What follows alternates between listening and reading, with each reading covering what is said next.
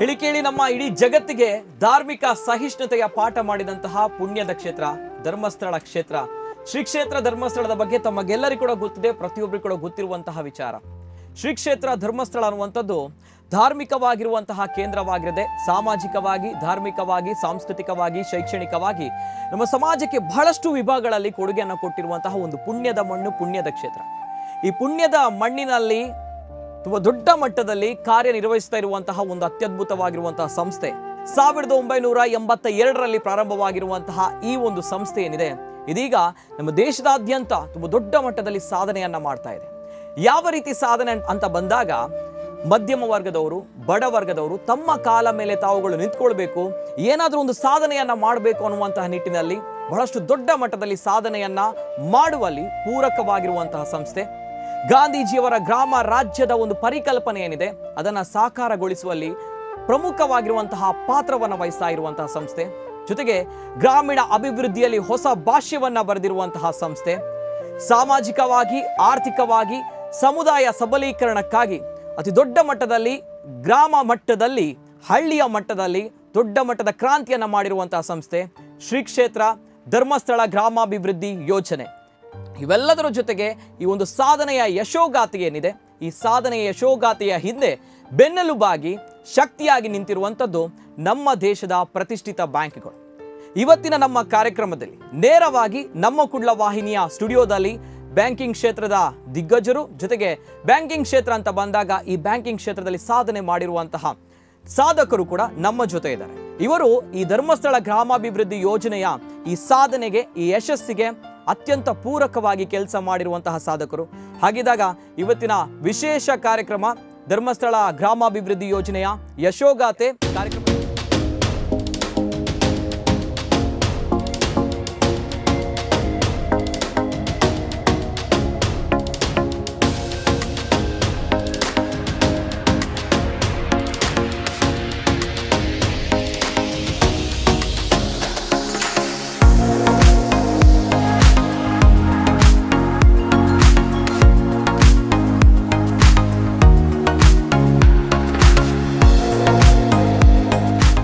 ಶ್ರೀ ಕ್ಷೇತ್ರ ಧರ್ಮಸ್ಥಳ ಗ್ರಾಮಾಭಿವೃದ್ಧಿ ಯೋಜನೆ ಇಷ್ಟು ದೊಡ್ಡ ಮಟ್ಟದಲ್ಲಿ ಯಶಸ್ಸನ್ನ, ಸಕ್ಸಸ್ ಅನ್ನ ಕಾಣ್ತಾ ಇದೆ ಅಂತ ಬಂದಾಗ ಇದರ ಹಿಂದಿರುವಂತಹ ಪ್ರಮುಖವಾಗಿರುವಂತಹ ಶಕ್ತಿಯೂ ಕೂಡ ಹೌದು. ಈ ಗ್ರಾಮಾಭಿವೃದ್ಧಿ ಯೋಜನೆಯ ಚೀಫ್ ಆಪರೇಟಿಂಗ್ ಆಫೀಸರ್ ಶ್ರೀಯುತ ಅನಿಲ್ ಕುಮಾರ್ ಅವರು ನಮ್ಮ ಜೊತೆ ಇದ್ದಾರೆ. ಆತ್ಮೀಯವಾಗಿರುವಂತಹ ಸ್ವಾಗತವನ್ನ ಮಾಡ್ತಾ ಇದ್ದೇವೆ. ಆತ್ಮೀಯವಾಗಿರುವಂತಹ ಸ್ವಾಗತ ಸರ್. ನಮಸ್ತೆ ಸರ್. ಅದೇ ರೀತಿ ನಮ್ಮ ಜೊತೆ ಇವತ್ತಿನ ಕಾರ್ಯಕ್ರಮದಲ್ಲಿ ನಾನು ಆಗ್ಲೇ ಹೇಳಿದಾಗೆ ಈ ಗ್ರಾಮಾಭಿವೃದ್ಧಿ ಯೋಜನೆ ಜೊತೆಗೆ ಸ್ವಸಹಾಯ ಸಂಘಗಳ ಯೋಜನೆಯನ್ನ ಮಾನಿಟರ್ ಮಾಡುವಂಥದ್ದು, ಜೊತೆಗೆ ಮಾರ್ಗದರ್ಶನ ನೀಡುವಂಥದ್ದು, ಸರಿಯಾದ ದಿಕ್ಕಿನಲ್ಲಿ ಇದಕ್ಕೆ ಗೈಡ್ ಮಾಡುವಂತಹ ನಬಾರ್ಡ್ನ DGM ನಮ್ಮ ಜೊತೆ ಇದ್ದಾರೆ ಇವತ್ತಿನ ಕಾರ್ಯಕ್ರಮದಲ್ಲಿ. ಶ್ರೀಮತಿ ಶೀಲಾ ಭಂಡಾರ್ಕರ್ ಮೇಡಮ್, ಆತ್ಮೀಯವಾಗಿರುವಂಥ ಸ್ವಾಗತ ಮೇಡಮ್. ನಮಸ್ತೆ ಮೇಡಮ್. ನಮಸ್ತೆ. ಅದೇ ರೀತಿ ನಮ್ಮ ಜೊತೆ ಇವತ್ತಿನ ಕಾರ್ಯಕ್ರಮದಲ್ಲಿ ಆಗಲೇ ಹೇಳಿದಾಗೆ ನಮ್ಮ ದೇಶದ ಪ್ರತಿಷ್ಠಿತ ಬ್ಯಾಂಕ್ಗಳಲ್ಲಿ ಒಂದಾಗಿರುವಂತಹ ಬ್ಯಾಂಕ್ ಆಫ್ ಬರೋಡಾದ ರೀಜನಲ್ ಮ್ಯಾನೇಜರ್ ನಮ್ಮ ಜೊತೆ ಶ್ರೀಯುತ ದೇವಿ ಪ್ರಸಾದ್ ಶೆಟ್ಟಿ ಅವರಿದ್ದಾರೆ. ಆತ್ಮೀಯವಾಗಿರುವಂಥ ಸ್ವಾಗತ ಸರ್. ನಮಸ್ತೆ ಸರ್. ಅದೇ ರೀತಿ ನಮ್ಮ ಜೊತೆ ನಮ್ಮ ದೇಶದ ಪ್ರತಿಷ್ಠಿತ ಬ್ಯಾಂಕ್ ಜೊತೆಗೆ ರಿಸರ್ವ್ ಬ್ಯಾಂಕ್ ಆಫ್ ಇಂಡಿಯಾ, ಇದರ ದೃಷ್ಟಿಯಲ್ಲೂ ಕೂಡ ಪ್ರತಿಷ್ಠಿತವಾಗಿರುವಂತಹ bank SBI, State Bank of ಇಂಡಿಯಾದ ಚೀಫ್ ಮ್ಯಾನೇಜರ್ ಅವರು ನಮ್ಮ ಜೊತೆ ಶ್ರೀಮತಿ ಭವಾನಿ ಮೇಡಮ್ ಅವರಿದ್ದಾರೆ. ಆತ್ಮೀಯವಾಗಿರುವಂತಹ ಸ್ವಾಗತ ಮೇಡಮ್. ನಮಸ್ತೆ ಮೇಡಮ್. 4 ಗಣ್ಯ ವ್ಯಕ್ತಿಗಳು ಕೂಡ ಇವತ್ತಿನ ನಮ್ಮ ಕಾರ್ಯಕ್ರಮದಲ್ಲಿದ್ದಾರೆ. State Bank of India, NABARD, ಜೊತೆಗೆ ಬ್ಯಾಂಕ್ ಆಫ್ ಬರೋಡಾ, ಜೊತೆಗೆ ಚೀಫ್ ಆಪರೇಟಿಂಗ್ ಆಫೀಸರ್ ಧರ್ಮಸ್ಥಳ ಗ್ರಾಮಾಭಿವೃದ್ಧಿ ಯೋಜನೆ. ಹಾಗಿದ್ದಾಗ ನಮ್ಮ ಜೊತೆ ಇವತ್ತಿನ ಕಾರ್ಯಕ್ರಮದಲ್ಲಿ ನಮ್ಮ ಕುಡ್ಲ ವಾಹಿನಿಯ ಸ್ಟುಡಿಯೋದಲ್ಲಿ ಈ ಗ್ರಾಮಾಭಿವೃದ್ಧಿ ಯೋಜನೆ ಯಶಸ್ಸಾಗಬೇಕು ಅಂತ ಬಂದಾಗ ಇದರ ಹಿಂದಿರುವಂತಹ ಪ್ರಮುಖವಾಗಿರುವಂತಹ ಮತ್ತೊಂದು ಶಕ್ತಿಗಳು ಅದು ಯಾರಂತ ಬಂದಾಗ ಈ ಒಂದು ಸಂಸ್ಥೆ, ಒಂದು ಸಂಘ ಬೆಳೀತಾ ಇದೆ. ಬರೋಬ್ಬರಿ 54 ಲಕ್ಷ ಅಂದರೆ 1/2 ಕೋಟಿ ಕುಟುಂಬಗಳು ಈ ಯೋಜನೆಯಲ್ಲಿ ತಮ್ಮನ್ನು ತಾವುಗಳು ಜೋಡಿಸಿಕೊಂಡಿವೆ. ಹಾಗಿದ್ದಾಗ ಈ ಸಂಘದ ಸದಸ್ಯರ ಪ್ರಾಮಾಣಿಕವಾಗಿರುವಂತಹ ಸೇವೆಯು ಕೂಡ ಈ ಗ್ರಾಮಾಭಿವೃದ್ಧಿ ಯೋಜನೆ ಇಡೀ ದೇಶದಾದ್ಯಂತ ಯಶಸ್ಸಿಗೆ ಕಾರಣವಾಗಿರುವಂಥದ್ದು. ಹಾಗಿದ್ದಾಗ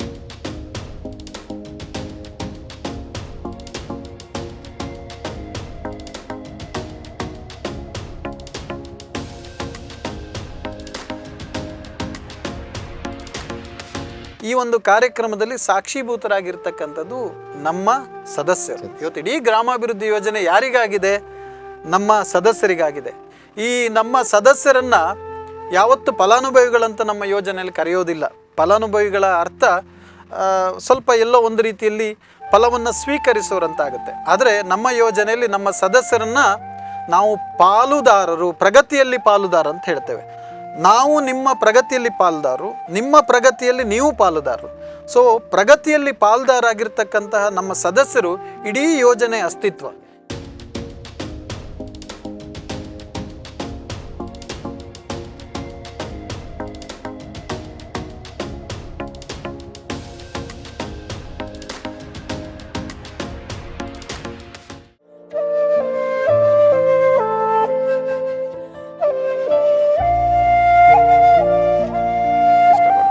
ಇದರಲ್ಲಿ ಏನಾದರೂ RBI ಲೈಸೆನ್ಸ್ ಏನಾದರೂ ಬೇಕಾ ಇದಕ್ಕೆ? ಈ ರೀತಿ BC ಚಟುವಟಿಕೆಗಳಿಗೆ ಗ್ರಾಮಾಭಿವೃದ್ಧಿ ಯೋಜನೆ ಜೊತೆ ತಾವುಗಳು ಜೋಡಿಸ್ಕೊಳ್ಳೋದಕ್ಕೆ ಏನಾದರೂ ಈ ರೀತಿ ಗೈಡ್ಲೈನ್ಸ್ಗಳು, ಏನಾದರೂ ಲಿಮಿಟೇಷನ್ಸ್ಗಳು?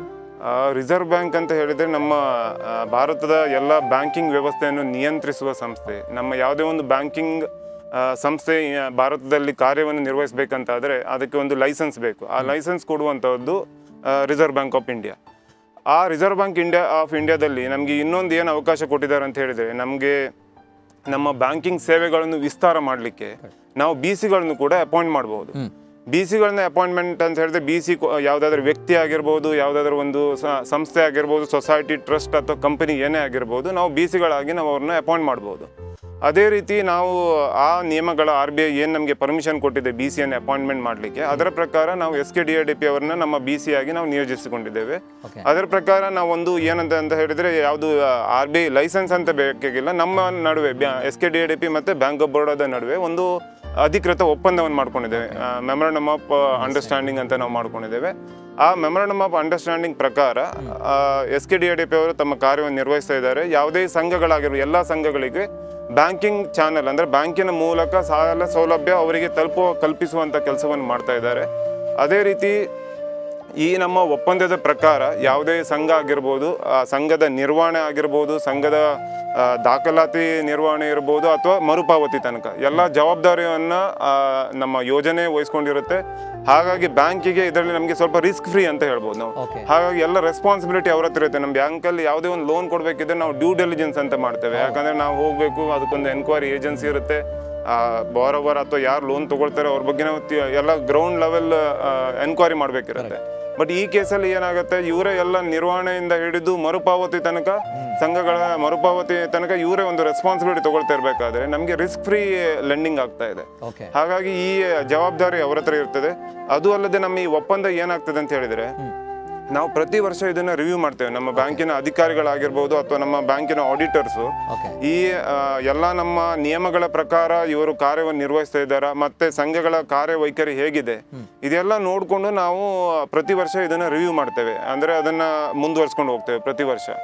ಈಗ ನಾವೀಗ ಕಳೆದ ಒಂದು 10 ವರ್ಷದಿಂದ ಇವರ ಕಾರ್ಯವೈಖರಿ ಏನು ನೋಡ್ತಾ ಇದ್ದೇವೆ ಅಂತ ಹೇಳಿದ್ರೆ, ತುಂಬ ಪಾರದರ್ಶಕವಾಗಿ ಇವರು ಕಾರ್ಯವನ್ನು ಸಂಘಗಳ ಕಾರ್ಯಗಳಾಗಿರ್ಬೋದು ಅಥವಾ SKDRDP ಕಾರ್ಯಗಳಾಗಿರ್ಬೋದು ಎಲ್ಲ ತುಂಬ ಪಾರದರ್ಶಕತೆಯನ್ನು ಮೇಂಟೈನ್ ಮಾಡಿದ್ದಾರೆ. ಯಾಕಂದರೆ ಒಂದು ಬ್ಯಾಂಕಿಂಗ್ ಸಿಸ್ಟಮ್ ಹೆಂಗಿದೆ ಅದೇ ಲೆವೆಲ್ ಸಿಸ್ಟಮಲ್ಲಿ SKDRDP ಅವರು ಕೂಡ ಮೇಂಟೈನ್ ಮಾಡ್ಕೊಂಡಿದ್ದಾರೆ. ನಮ್ಮ ಹೇಗೆ ನಾವೊಂದು ಬ್ಯಾಂಕಲ್ಲಿ ಒಂದು ಡಿಪಾರ್ಟ್ಮೆಂಟ್ ಇರುತ್ತೆ, ನಮಗೊಂದು ಇನ್ಸ್ಪೆಕ್ಷನ್ ಇರುತ್ತೆ, ವಿಜಿಲೆನ್ಸ್ ಡಿಪಾರ್ಟ್ಮೆಂಟ್ ಇರುತ್ತೆ, ಆ ಥರನೇ ಇವರಲ್ಲೂ ಕೂಡ SKDRDP ಅಲ್ಲಿ ಎಲ್ಲ ಒಂದು ಡಿಪಾರ್ಟ್ಮೆಂಟ್ ವೈಸ್ ಇದೆ. ಅಷ್ಟು ಬ್ಯಾಂಕಿಂಗ್ ಸಿಸ್ಟಮನ್ನೇ ಅಡಾಪ್ಟ್ ಮಾಡ್ಕೊಂಡಿದ್ದಾರೆ. ಎಷ್ಟೋ ಲಕ್ಷಾಂತರ ಜನರಿಗೆ ನಾವು ರೀಚ್ ಆಗ್ತಾ ಇದ್ವೋ ಇಲ್ಲೋ ಗೊತ್ತಿಲ್ಲ, ಬಟ್ ಇದೊಂದು ನಮಗೆ ಚಾನಲ್ ಅಥವಾ ಮೋಡ್ ಸಿಕ್ಕಿದೆ. ನಾವು ತುಂಬಾ ಜನರಿಗೆ ರೀಚ್ ಆಗ್ತಾ ಇದ್ದೇವೆ. ನಾವು ಯಾವತ್ತೂ ಒಂದು SHG ಒಂದು ಸಣ್ಣ ಲೆವೆಲ್ ಅಲ್ಲಿ ನಾವು ಸ್ಯಾಂಕ್ಷನ್ ಆಗ್ತಾ ಇದ್ರೆ ಇವರ ಕೈ ಜೋಡಿಸಿದ ನಂತರ ನಾವು ದೊಡ್ಡ ಲೆವೆಲ್ ಅಲ್ಲಿ ನಾವು ಸೆಲ್ಫ್ ಹೆಲ್ಪ್ ಗ್ರೂಪ್ ಅಥವಾ ಸ್ವಸಹಾಯ ಸಂಘಗಳ ಲೋನ್ ಕೊಡ್ತಾ ಇದ್ದೇವೆ ಅಂತ ಹೇಳಿ ಖುಷಿ ಆಗುತ್ತೆ. Okay, beautiful sir. Deviprasad sir, yes, ನಾವು ಎಷ್ಟರ ಮಟ್ಟಿಗೆ ಜನರಿಗೆ ರೀಚ್ ಆಗ್ತೀವಿ ಆನ್ ದ ಗ್ರೌಂಡ್ ಲೆವೆಲ್ ಅನ್ನುವಂಥದ್ದು ಗೊತ್ತಿಲ್ಲ.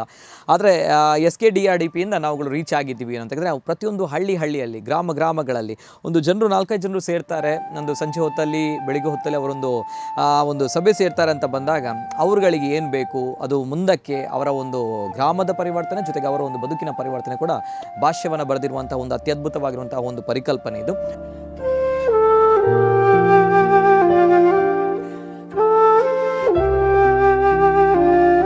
ಇವತ್ತು ನಮ್ಮ ಸ್ವಸಹಾಯ ಸಂಘದ ಪರಿಕಲ್ಪನೆ ಬ್ಯಾಂಕಿನ MOU ಪ್ರಕಾರ ನಮಗೆ ನಿರ್ವಹಣೆಯ ಕೆಲವು ನಿಯಮಗಳು, ಆಡಳಿತಾತ್ಮಕ ಮತ್ತು ವ್ಯಾವಹಾರಿಕವಾಗಿ ಕೆಲವು ನಿಯಮಗಳಿರುತ್ತೆ. ಅದರ ಸ್ವಸಹಾಯ ಸಂಘಗಳ ಒಂದು ನಿರ್ವಹಣೆಯಲ್ಲಿ ಗುಂಪು ರಚನೆ ಇರ್ಬೋದು, ಅವುಗಳಿಗೆ ಎಷ್ಟು ಜನರನ್ನು ಸೇರಿಸ್ಕೊಳ್ಬೇಕು, ಒಟ್ಟಾರೆ ನಾವು ಎಲ್ಲ ಗೈಡ್ಲೈನ್ಸನ್ನು ಫಾಲೋ ಮಾಡ್ತೇವೆ. ನಮ್ಮ ಸ್ವಸಹಾಯ ಸಂಘದ ಗುಂಪು ರಚನೆಯಲ್ಲಿ ಸ್ವಸಹಾಯ ಸಂಘಗಳಿಗೆ ಕನಿಷ್ಠ ನಾವು 10ರಿಂದ 12 ಜನರನ್ನು ನಾವು ಮೆಂಬರ್ಸ್ ಆಗಿ ಕನಿಷ್ಠ 10ರಿಂದ 12 ಸ್ವಸಹಾಯ ಸಂಘಗಳಿಗೆ. ಪ್ರಗತಿ ಬಂಧು ಸಂಘ ಅಂತಿದೆ, ರೈತರ ಸಂಘ, ಅದರಲ್ಲಿ ಕನಿಷ್ಠ 5 ಮೆಂಬರ್ ಇರಬೇಕು. 5ರಿಂದ 7 ಜನರವರೆಗೆ ಸದಸ್ಯರಿರ್ತಾರೆ. ಈ ಸಂಘಗಳ ರಚನೆ ಇವತ್ತು ನಮ್ಮ ಆರ್ಗನೈಸೇಷನ್ ಸ್ಟ್ರಕ್ಚರ್ ನೋಡಿದ್ರೆ ಬಹಳ ಅದ್ಭುತವಾದ ಒಂದು ಆರ್ಗನೈಸೇಷನ್ ಸ್ಟ್ರಕ್ಚರ್ ಇದೆ. ಸೇವಾ ಪ್ರತಿನಿಧಿಗಳು ಅಂತ ನಾವು ಅದೇ ಹಳ್ಳಿಯ ಒಬ್ಬರನ್ನ ನಾವು ನೇಮಕಾತಿ ಮಾಡ್ತೇವೆ.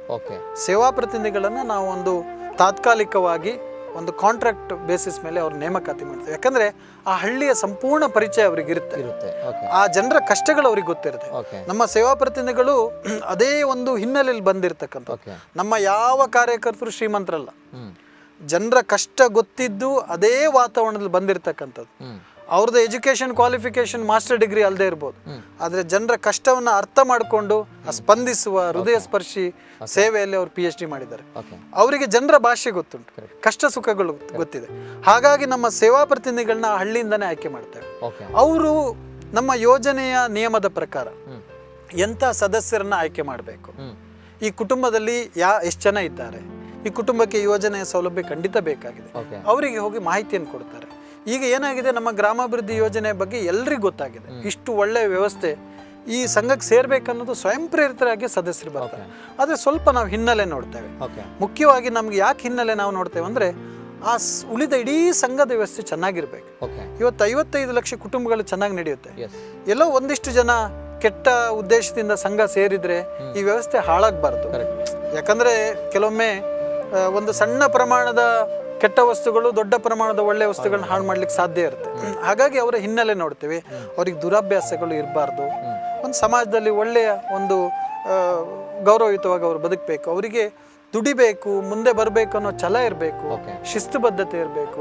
ಒಳ್ಳೆಯ ನಮ್ಮ ಸಿಬಿಲ್ ರೇಟಿಂಗ್ ಏನಂದ್ರೆ ಅವರ ಆರ್ಥಿಕ ಅಂತಸ್ತು ಅಲ್ಲ, ಅವರ ಪ್ರಾಮಾಣಿಕತೆ, ಬದ್ಧತೆ, ಉತ್ಸಾಹ, ಅವರ ಒಂದು ಚಾರಿತ್ರ್ಯ, ಅದು ನಮ್ಮ ಸಿಬಿಲ್ ರೇಟಿಂಗ್.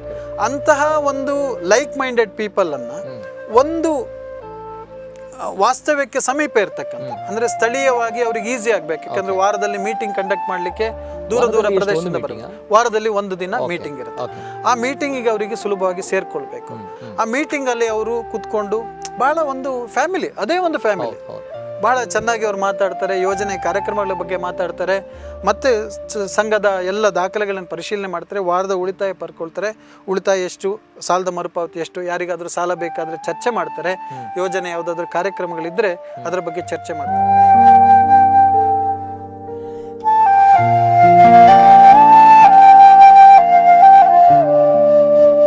ನನ್ನ ಬ್ಯಾಂಕಿಂಗ್ ವೃತ್ತಿ ಜೀವನ ನೆನಪಿಸಿಕೊಳ್ಬೇಕಾಗಿದೆ. ನಾನು ಕೂಡ 12 ವರ್ಷಗಳಿಂದ ಹೆಚ್ಚು ಕಾಲ ನಮ್ಮ ದೇಶದ ಪ್ರತಿಷ್ಠಿತ ಬ್ಯಾಂಕ್ ಆದ ವಿಜಯ ಬ್ಯಾಂಕಲ್ಲಿ ಕೆಲಸ ಮಾಡಿರ್ತಕ್ಕಂಥ, ಸೇವೆ ಸಲ್ಲಿಸ್ತಕ್ಕಂಥದ್ದು. ಇವತ್ತು ಕೂಡ ಅದು ಪ್ರತಿಷ್ಠಿತ ಬ್ಯಾಂಕ್ ಆಫ್ ಬರೋಡದ ಜೊತೆಗೆ ವಿಲೀನವಾಗಿ ಭಾಳ ಒಳ್ಳೆಯ ಸೇವೆಯನ್ನು ಬ್ಯಾಂಕ್ ಆಫ್ ಬರೋಡ ಸಲ್ಲಿಸ್ತಾ ಇದೆ. ನಾನು ಹೆಡ್ ಆಫೀಸಲ್ಲಿ, ರೀಜನಲ್ ಆಫೀಸಲ್ಲೆಲ್ಲ ಕೆಲಸ ಮಾಡಿದ್ದೆ. 5 ಬ್ರಾಂಚಲ್ಲಿ ಕೆಲಸ ಮಾಡಿದ್ದೆ, 3 ಬ್ರಾಂಚಲ್ಲಿ ಬ್ರಾಂಚ್ ಮ್ಯಾನೇಜರ್ ಆಗಿದೆ.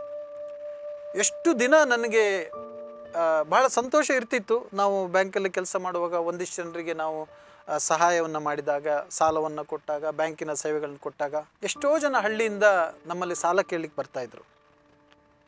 ನಿಜವಾಗ್ಲೂ ಒಳ್ಳೆಯ ಉದ್ದೇಶ, ಅವ್ರಿಗೆ ಕಟ್ಟುವ ಸಾಮರ್ಥ್ಯ ಇದೆ.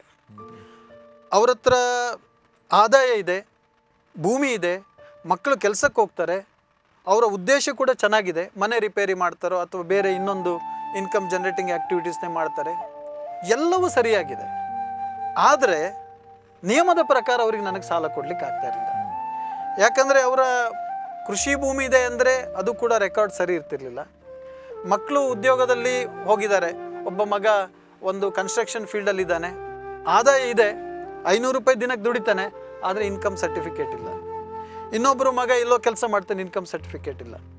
ಇನ್ನು ಮನೆಯ ದಾಖಲೆ ನೋಡೋಣ ಅಂದರೆ ಇತ್ತೀಚಿನ ದಿನಗಳಲ್ಲಿ ಅದರ ಬಗ್ಗೆ ಹೆಚ್ಚು ಒಂದು ಪರಿವರ್ತನೆಗಳು ಆಗ್ತಾ ಇದೆ. ದಾಖಲಾತಿಗಳಲ್ಲಿ ಬಹಳಷ್ಟು ನ್ಯೂನತೆ ಇರ್ತಕ್ಕಂಥದ್ದು. ಇನ್ನು ಅವರ ಸಿಬಿಲ್ ತೆಗಿಬೇಕು, ಅವರಿಗೆ ಸರಿಯಾದ ಗ್ಯಾರಂಟರ್ ಬೇಕು. ಈ ಪಟ್ಟಿಯನ್ನು ಅವರ ಮುಂದೆ ನೀಡಿದಾಗ ಬಹಳ ನಿರಾಸೆ ಆಗ್ತಿತ್ತು ಅವ್ರಿಗೆ. ಯಾಕಂದರೆ ಅದರಲ್ಲಿ ಎಲ್ಲವನ್ನು ಒದಗಿಸ್ಲಿಕ್ಕೆ ಅವ್ರಿಗೆ ಸಾಧ್ಯ ಆಗ್ತಿರಲಿಲ್ಲ. ಅದರ ನಿಯಮವನ್ನು ಬಿಟ್ಟು ನಾವು ಹೋಗ್ಲಿಕ್ಕೆ ಆಗ್ತಾ ಇರಲಿಲ್ಲ. ಬ್ಯಾಂಕಿನ ನಿಯಮಗಳು ಖಂಡಿತವಾಗಿ ಒಳ್ಳೆಯದಿದೆ. ಯಾಕಂದರೆ ಇವತ್ತಿನ ಅರ್ಥವ್ಯವಸ್ಥೆಯಲ್ಲಿ ಬ್ಯಾಂಕ್ಗಳು ಯಾರಿಗೆ ಸಾಲ ಕೊಡಬೇಕಾದ್ರೂ ಅದು ಎಲ್ಲಿಂದನೋ ಬರೋದಲ್ಲ. ಜನಸಾಮಾನ್ಯರು ಬ್ಯಾಂಕಿನ ಮೇಲೆ ಅತಿ ನಂಬಿಕೆ ಇಟ್ಟು ತಮ್ಮ ಉಳಿತಾಯವನ್ನು, ಜೀವನದ ಭವಿಷ್ಯವನ್ನು ಬ್ಯಾಂಕಿನಲ್ಲಿ ಠೇವಣಿಯಾಗಿಟ್ಟಿರ್ತಾರೆ. ಆ ಮೊತ್ತವನ್ನು ಇನ್ನೊಬ್ರಿಗೆ ಸಾಲ ಕೊಡಬೇಕಂದ್ರೆ ಎಷ್ಟು ಜಾಗ್ರತೆ ಬ್ಯಾಂಕ್ ಮಾಡಬೇಕು. ಅದಕ್ಕೋಸ್ಕರ ಆ ಸಾಲದ 1 ರೂಪಾಯಿನೂ ಸರಿಯಾಗಿ ಮರುಪಾವತಿ ಆಗಲಿ ಅನ್ನೋ ದೃಷ್ಟಿಕೋನದಿಂದ ಅನೇಕ ದಾಖಲಾತಿಗಳನ್ನು, ನಿಯಮಗಳನ್ನು ಬ್ಯಾಂಕ್ ಮಾಡುತ್ತೆ. ಇವತ್ತು ಅರ್ಥವ್ಯವಸ್ಥೆಯಲ್ಲಿ ಅದು ಖಂಡಿತ ಇರಬೇಕು. ಇಲ್ಲಾಂದರೆ ಇಷ್ಟು ದೊಡ್ಡ ದೇಶದಲ್ಲಿ ಅರ್ಥವ್ಯವಸ್ಥೆ ಒಂದು ಆರೋಗ್ಯಕರವಾಗಿ ಮುಂದುವರೆದುಕೊಂಡು ಹೋಗ್ಲಿಕ್ಕೆ ಸಾಧ್ಯ ಆಗೋದಿಲ್ಲ. ಆ ಸಂದರ್ಭದಲ್ಲಿ ನಾನು ಅವರ ಮನೆಗೆ ವಿಸಿಟ್ ಮಾಡ್ತೇನೆ. ಮನೆ ಚೆನ್ನಾಗಿದೆ, ಕೃಷಿ ಚೆನ್ನಾಗಿದೆ, ಆದಾಯ ಇದೆ, ಎಲ್ಲವೂ ಚೆನ್ನಾಗಿದೆ. ಬಹಳ ಬೇಸರ ಅಂದರೆ ಅವ್ರ ಹತ್ರ ದಾಖಲಾತಿಗಳು ಇಲ್ಲ. ಉದಾಹರಣೆ, ಒಂದು ಹೌಸಿಂಗ್ ಲೋನ್ ಒಂದು ರಿಪೇರ್ ಮಾಡಬೇಕಂದ್ರೆ ನಾನೊಂದು ಹೌಸಿಂಗ್ ಲೋನಲ್ಲಿ 17 ದಾಖಲೆಗಳ ಪಟ್ಟಿಯನ್ನು ಪಟ್ಟಿ ಮಾಡಿಕೊಂಡಿದ್ದೆ. ಉದಾಹರಣೆ, ಫಸ್ಟು ಆ ಮನೆಯ ಒಂದು ರೆಕಾರ್ಡ್ ಬೇಕು, ಅಂದರೆ RTC ಅಥವಾ 911 ಬೇಕು, ಅದಕ್ಕೆ EC ಬೇಕು, ಎನ್ಕ್ಯುಬರೆನ್ಸ್ ಸರ್ಟಿಫಿಕೇಟ್, 15 ವರ್ಷ ಯಾವುದೇ ಋಣಭಾರ ಇಲ್ಲ ಅಂತೇಳಿ. ಮತ್ತು ಆ ಆಸ್ತಿ ಹೇಗೆ ಬಂತು ಅವರಿಗೆ, ಅವ್ರ ತಂದೆಯಿಂದ ಬಂದರೆ ಪಾರ್ಟಿಷನ್ ಡೀಡ್ ಬೇಕು, ಕರೆಕ್ಟಾಗಿ ಆಗಿದೆಯಾ ಅಂತ. ಅದನ್ನು ಪರ್ಚೇಸ್ ಮಾಡಿದರೆ ಅದರ ಮೂಲ ಆ ಆಸ್ತಿ ಹೇಗಿತ್ತು ದಾಖಲೆ, ಅಲ್ಲಿಂದ ಯಾರಿಗೆ ಟ್ರಾನ್ಸ್ಫರ್ ಆಗಿದೆ, ಎಲ್ಲ ಒಂದು ಚೈನ್ ಆಫ್ ಡಾಕ್ಯುಮೆಂಟ್ ಅಂತ ಹೇಳ್ತಾರೆ, ಅದೆಲ್ಲವೂ ನಿಖರವಾಗಿರಬೇಕು. ಆಮೇಲೆ ಆ ಜಾಗದ ಸ್ಕೆಚ್ ಬೇಕು, ನಕಾಶೆ ಬೇಕು, ಆ ಸ್ಕೆಚ್ಚಿನ ಗಡಿಗುರುತುಗಳು ಸರಿಯಾಗಿರಬೇಕು, ಉತ್ತರ, ದಕ್ಷಿಣ, ಪೂರ್ವ, ಪಶ್ಚಿಮ ಗಡಿಗುರುತುಗಳು ಸರಿಯಾಗಿರಬೇಕು. ನಕ್ಷೆಯಲ್ಲಿ ಎಷ್ಟು ಜಾಗವನ್ನು ತೋರಿಸಿದ್ರೋ ಅಷ್ಟೇ ಅಳತೆ ಮಾಡಿದಾಗಿರಬೇಕು. ಪ್ಲಸ್ ಅದನ್ನು ಕನ್ವರ್ಷನ್ ಆಗಿರಬೇಕು, ಬಹಳ ಮುಖ್ಯವಾದದ್ದು ಕನ್ವರ್ಷನ್. ಜಾಗ ಇರುತ್ತೆ, ಕೃಷಿ ಭೂಮಿ ಇರುತ್ತೆ, ಮನೆಗೆ ಸಾಲ ಬೇಕಂದರೆ ಅದು ಭೂ ಪರಿವರ್ತನೆ ಆಗಬೇಕು, ವಾಸ್ತವ್ಯ ದೃಷ್ಟಿಯಲ್ಲಿ ಅದು ಭೂ ಪರಿವರ್ತನೆ ಆಗಬೇಕು, ಕನ್ವರ್ಷನ್ ಆಗಬೇಕು. ಕನ್ವರ್ಷನ್ ಆದ ನಂತರ ಆ ಕನ್ವರ್ಷನ್ ಟೈಮಲ್ಲಿ ಒಂದು ಸ್ಕೆಚ್ ಮಾಡ್ತಾರೆ, ಮೂಲ ಸ್ಕೆಚ್ ಇರುತ್ತೆ, ಅದೆಲ್ಲವೂ ಹೊಂದಾಣಿಕೆ ಆಗಬೇಕು. ಇದನ್ನು ಪ್ರಾಥಮಿಕದಲ್ಲಿ ನಾನು ನೋಡ್ತೇನೆ. ಯಾಕೆ ನಾವು ನೋಡ್ತೇವೆ ಅಂದರೆ, ಇದು ನಮ್ಮ ಬ್ಯಾಂಕಿನ ಲಾಯರಿಗೆ ಹೋದರೆ ಅವ್ರು ಭಾಳ ಸ್ಟ್ರಿಕ್ಟು. ಯಾಕಂದರೆ ಬ್ಯಾಂಕ್ ನಂಬಿಕೆ ಇಟ್ಟು ಅವ್ರನ್ನ ಮಾಡಿರ್ತಾರೆ, ಅವರು ಪ್ರತಿಯೊಂದು ದಾಖಲೆಯನ್ನು ದುರ್ಬೀನ್ ಇಟ್ಕೊಂಡು ನೋಡ್ತಾರೆ. ಒಂದು ಸಣ್ಣ ಮಿಸ್ಟೇಕ್ ಇದ್ದರೂ ಯಾಕಂದರೆ ಅವರು ಅದನ್ನು ರಿಜೆಕ್ಟ್ ಮಾಡ್ತಾರೆ. ಅಷ್ಟು ಹೋಗೋದು ಬೇಡ ಅನ್ನೋ ದೃಷ್ಟಿಕೋನದಲ್ಲಿ ಮೊದಲೇ ನಾನೊಮ್ಮೆ ಚೆಕ್ ಮಾಡ್ತೇನೆ. ಹೆಚ್ಚಿನ ಕೇಸಸ್ಗಳು ಅಲ್ಲೇ ಫೇಲ್ಯೂರ್ ಆಗ್ತದೆ. ಯಾವುದೋ ಒಂದು ದಾಖಲೆ ಇರೋದಿಲ್ಲ, ಪಾರ್ಟಿಷನ್ ಡೀಡ್ ಮಾಡಿರ್ತಾರೆ, ಅದು ಸರಿಯಾಗಿರೋದಿಲ್ಲ. ಅದರಲ್ಲಿ ವಂಶವೃಕ್ಷ ನೋಡಬೇಕು. ವಂಶವೃಕ್ಷ ನೋಡಿದಾಗ ಒಂದು ಫ್ಯಾಮಿಲಿಯಲ್ಲಿ, ಫಾರ್ ಎಕ್ಸಾಂಪಲ್, ಒಂದು ದೊಡ್ಡ ಕೂಡು ಕುಟುಂಬದಲ್ಲಿ ಪಾರ್ಟಿಷನ್ ಡೀಡ್ ಮಾಡುವಾಗ ಒಬ್ಬ ಸದಸ್ಯರ ಒಂದು ಒಪ್ಪಿಗೆ ಅದರಲ್ಲಿ ಇಲ್ಲ ಅಂದರೆ ಅದು ಇನ್ವ್ಯಾಲಿಡ್ ಆಗುತ್ತೆ. ಅವ್ರನ್ನ ಇನ್ನು ಸರಿ ಮಾಡ್ಬೇಕಂದ್ರೆ ಸಾಧ್ಯನೇ ಇಲ್ಲ. ಒಂದು ವೇಳೆ ಅವರು ಡೆತ್ ಆದರೆ ಅವರ ಮಕ್ಕಳೆಲ್ಲ ಬರಬೇಕು, ಅವರು ಎಲ್ಲೆಲ್ಲೋ ಇರ್ತಾರೆ, ಹೆಚ್ಚಿನದು ಸಾಧ್ಯನೇ ಇಲ್ಲ, ಅಲ್ಲಿಗೆ ಕೈ ಬಿಟ್ಟು ಬಿಡ್ತಾರೆ. ಒಂದು ವೇಳೆ ಕಷ್ಟಪಟ್ಟು ಅವ್ರು ಲೀಗಲ್ ಒಪಿನಿಯನ್ ಮಾಡಿದ್ರು ಅಂತ ಇಟ್ಕೊಳ್ಳಿ, ಒಂದಿಷ್ಟು ದುರಸ್ತಿ ಮಾಡಿ ಕನ್ವರ್ಷನ್ ಮಾಡಿ, ಎಷ್ಟೋ ಕೇಸಸ್ಸಲ್ಲಿ ನನಗೆ ಮೊದಲಿನ ಮ್ಯಾನೇಜರ್ ಶುರು ಮಾಡಿದ್ದು ನೆಕ್ಸ್ಟ್ ಮ್ಯಾನೇಜರ್ ಬಂದು ಕೊಟ್ಟಿರ್ತಕ್ಕಂಥದ್ದು ಅಷ್ಟು ಸಮಯ ತೆಗೆದುಕೊಳ್ತದೆ ದಾಖಲಾತಿಗಳನ್ನು ಸರಿ ಮಾಡಬೇಕಂದ್ರೆ. ಏನಾದರೂ ಕಷ್ಟಪಟ್ಟು ಮಾಡಿದ್ರು ಅಂದರೂ ಕೂಡ ನೆಕ್ಸ್ಟ್ ಅದು ಇಂಜಿನಿಯರಿಗೆ ಹೋಗುತ್ತೆ. ಬ್ಯಾಂಕಿನ ಲಾಯರಿಂದ ವೆರಿಫೈ ಆದ ಡಾಕ್ಯುಮೆಂಟು ನೆಕ್ಸ್ಟ್ ಬ್ಯಾಂಕಿನ ಇಂಜಿನಿಯರಿಗೆ ಹೋಗ್ತಾರೆ. ಬ್ಯಾಂಕಿನ ಇಂಜಿನಿಯರ್ ನೋಡ್ತಾರೆ, ಫಸ್ಟು ಪುನಃ ಅವ್ರು ಅಳತೆ ಮಾಡ್ತಾರೆ. ಅವ್ರು ಅಳತೆ ಮಾಡುವಾಗ ಹೆಚ್ಚು ಕಡಿಮೆ ಇದ್ದರೆ ಮತ್ತೆ ಅಲ್ಲಿ ರಿಜೆಕ್ಟ್ ಆಗುತ್ತೆ. ಆಮೇಲೆ ಅವರು ಎಸ್ಟಿಮೇಷನ್ಸ್ ನೋಡ್ತಾರೆ, ಗ್ರಾಮ ಪಂಚಾಯತ್ನಿಂದ ಅಪ್ರೂವಲ್ ಇದೆಯಾ ನೋಡ್ತಾರೆ, ಆ ಎಸ್ಟಿಮೇಷನ್ ಸರಿಯಾಗಿದೆಯಾ ನೋಡ್ತಾರೆ. ನೀವು ನಂಬಲಿಕ್ಕಿಲ್ಲ, ಇವತ್ತು ಕೂಡ ಆ ನಿಯಮ ಇದೆ, ನಾನು ಬ್ಯಾಂಕರ್ಸ್ನ ಮುಂದೆ ಹೇಳ್ತೇನೆ. ಒಂದು ವೇಳೆ 13 ಅಡಿ ರೋಡ್ ಮನೆಗಿಲ್ಲ ಅಂದರೆ ಸಾಲ ಕೊಡ್ಲಿಕ್ಕಾಗಲ್ಲ. ಇವತ್ತು ನಮ್ಮ ಎಷ್ಟು 55 ಲಕ್ಷ ಸದಸ್ಯರಲ್ಲಿ ನಾನು ನೋಡಿದರೆ ಎಷ್ಟು ಜನರಲ್ಲಿ 13 ಅಡಿ ರೋಡ್ ಇದೆ. 12ರಿಂದ 13 ಅಡಿ ರೋಡ್ ಆಕ್ಸೆಸ್ ಇರಬೇಕು. ಯಾಕೆ ಅನ್ನೋ ನಿಮಗೆ ಆಶ್ಚರ್ಯ ಆಗ್ಬೋದು, ಇದು ಯಾಕೆ ರೋಡ್ ಬಗ್ಗೆ ಮಾತಾಡ್ತಿದ್ದೀರಂತ. ಬ್ಯಾಂಕ್ ಒಳ್ಳೆಯ ದೃಷ್ಟಿಕೋನದಲ್ಲಿ ಸಾಲ ಕೊಡುತ್ತೆ, ಆದರೆ ನಾನು ಮೊದಲೇ ಹೇಳಿದಾಗೆ ಇದು deposit of the common public. ಅವರ ಹಿತದೃಷ್ಟಿಯನ್ನು ಕಾಪಾಡಬೇಕು. ಒಂದು ವೇಳೆ ಏನಾದರೂ ಸಾಲದ ಮರುಪಾವತಿ ಹೆಚ್ಚು ಕಡಿಮೆ ಆದರೆ ನಾಳೆ ಅದನ್ನು ಸರ್ಫೇಸ್ ಆ್ಯಕ್ಟಲ್ಲಿ ಹರಾಜು ಹಾಕಬೇಕು. ಆ ಮನೆಯನ್ನು ಹರಾಜು ಹಾಕುವಾಗ ಹರಾಜಿಗೆ ಕೊಂಡುಕೊಳ್ಳೋರು ಮೊದಲು ನೋಡ್ತಾರೆ ರೋಡ್ ಇದೆಯಾ ಅಂತ. ಅಲ್ಲಿ ಲಿಟಿಗೇಷನ್ ಇದೆ, ಯಾರ್ದೋ ಮನೆ ದಾಟಿ ಹೋಗ್ಬೇಕಂದ್ರೆ ಹರಾಜಲ್ಲಿ ಹೋಗೋದಿಲ್ಲ. ಅದಕ್ಕೋಸ್ಕರ ಬಹುಶಃ ಇವತ್ತು ಕೂಡ ಅದು ರೋಡ್ ಆಕ್ಸೆಸ್ ಇದೆ ಸರ್, ಇವತ್ತು ರೋಡ್ ಆಕ್ಸೆಸ್ ಬೇಕು. ಇದನ್ನು ಕಾನೂನು ಬೇಡ ಅಂತ ಹೇಳಲಿಕ್ಕಾಗಲ್ಲ, ಖಂಡಿತ ಸಾಧ್ಯ ಇಲ್ಲ, ಬೇಕೇ ಬೇಕಾಗತ್ತೆ. ಸೊ ಈ ದೃಷ್ಟಿಕೋನದಲ್ಲಿ ಒಂದು ಬ್ರ್ಯಾಂಚಲ್ಲಿ ವರ್ಷಕ್ಕೆ 10ರಿಂದ 12 ಹೌಸಿಂಗ್ ಲೋನ್ ಕೊಟ್ಟರೆ ದೊಡ್ಡ ವಿಷಯ. ಈ ಒಂದು ವ್ಯವಸ್ಥೆ ಆಗೇನಾಗ್ತಾರೆ, ಈ ಬಡವರು ಏನ್ ಮಾಡ್ತಾರೆ, ಬ್ಯಾಂಕಲ್ಲಿ ಸಿಗೋದಿಲ್ಲ. ಬ್ಯಾಂಕಲ್ಲಿ ಯಾಕೆ ಟ್ರೈ ಮಾಡ್ತಾರೆ ಅಂದ್ರೆ ಬ್ಯಾಂಕಲ್ಲಿ ಸಿಕ್ಕಿದ್ರೆ ಕಡಿಮೆ ಬಡ್ಡಿ ದರಕ್ಕೆ ಸಿಗುತ್ತೆ. ಬ್ಯಾಂಕಲ್ಲಿ ಸಿಗೋದಿಲ್ಲ ಅಂದಾಗ ಬೇರೆ ಯಾರಿದ್ದಾರೆ ಅವ್ರಿಗೆ ಸಾಲ ಕೊಡೋರು? ಬೇರೆ ಯಾರು ಇರ್ಬೋದು ತಮ್ಮ ಅಭಿಪ್ರಾಯದ ಪ್ರಕಾರ? ಮೈಕ್ರೋ ಫೈನಾನ್ಸ್, ಲೇವಾದಾರಿಗಳು. ಅಲ್ಲಿಗೆ ಹೋದ್ರೆ ಉದಾಹರಣೆ ಇವತ್ತು ನಿಮಗೆ ಜನರಲ್ ರೇಟ್ ಎಷ್ಟಿದೆ ಅಂದರೆ, ಇಂಟ್ರೆಸ್ಟ್ ರೇಟ್ ಎಷ್ಟಿದೆ ಅಂದರೆ 24ರಿಂದ 30, 32, 36, 48% ವರೆಗೂ ಇದೆ. ಅಂದರೆ ತಿಂಗಳಿಗೆ 3% ಅಂದರೆ 36% ಆಗುತ್ತೆ.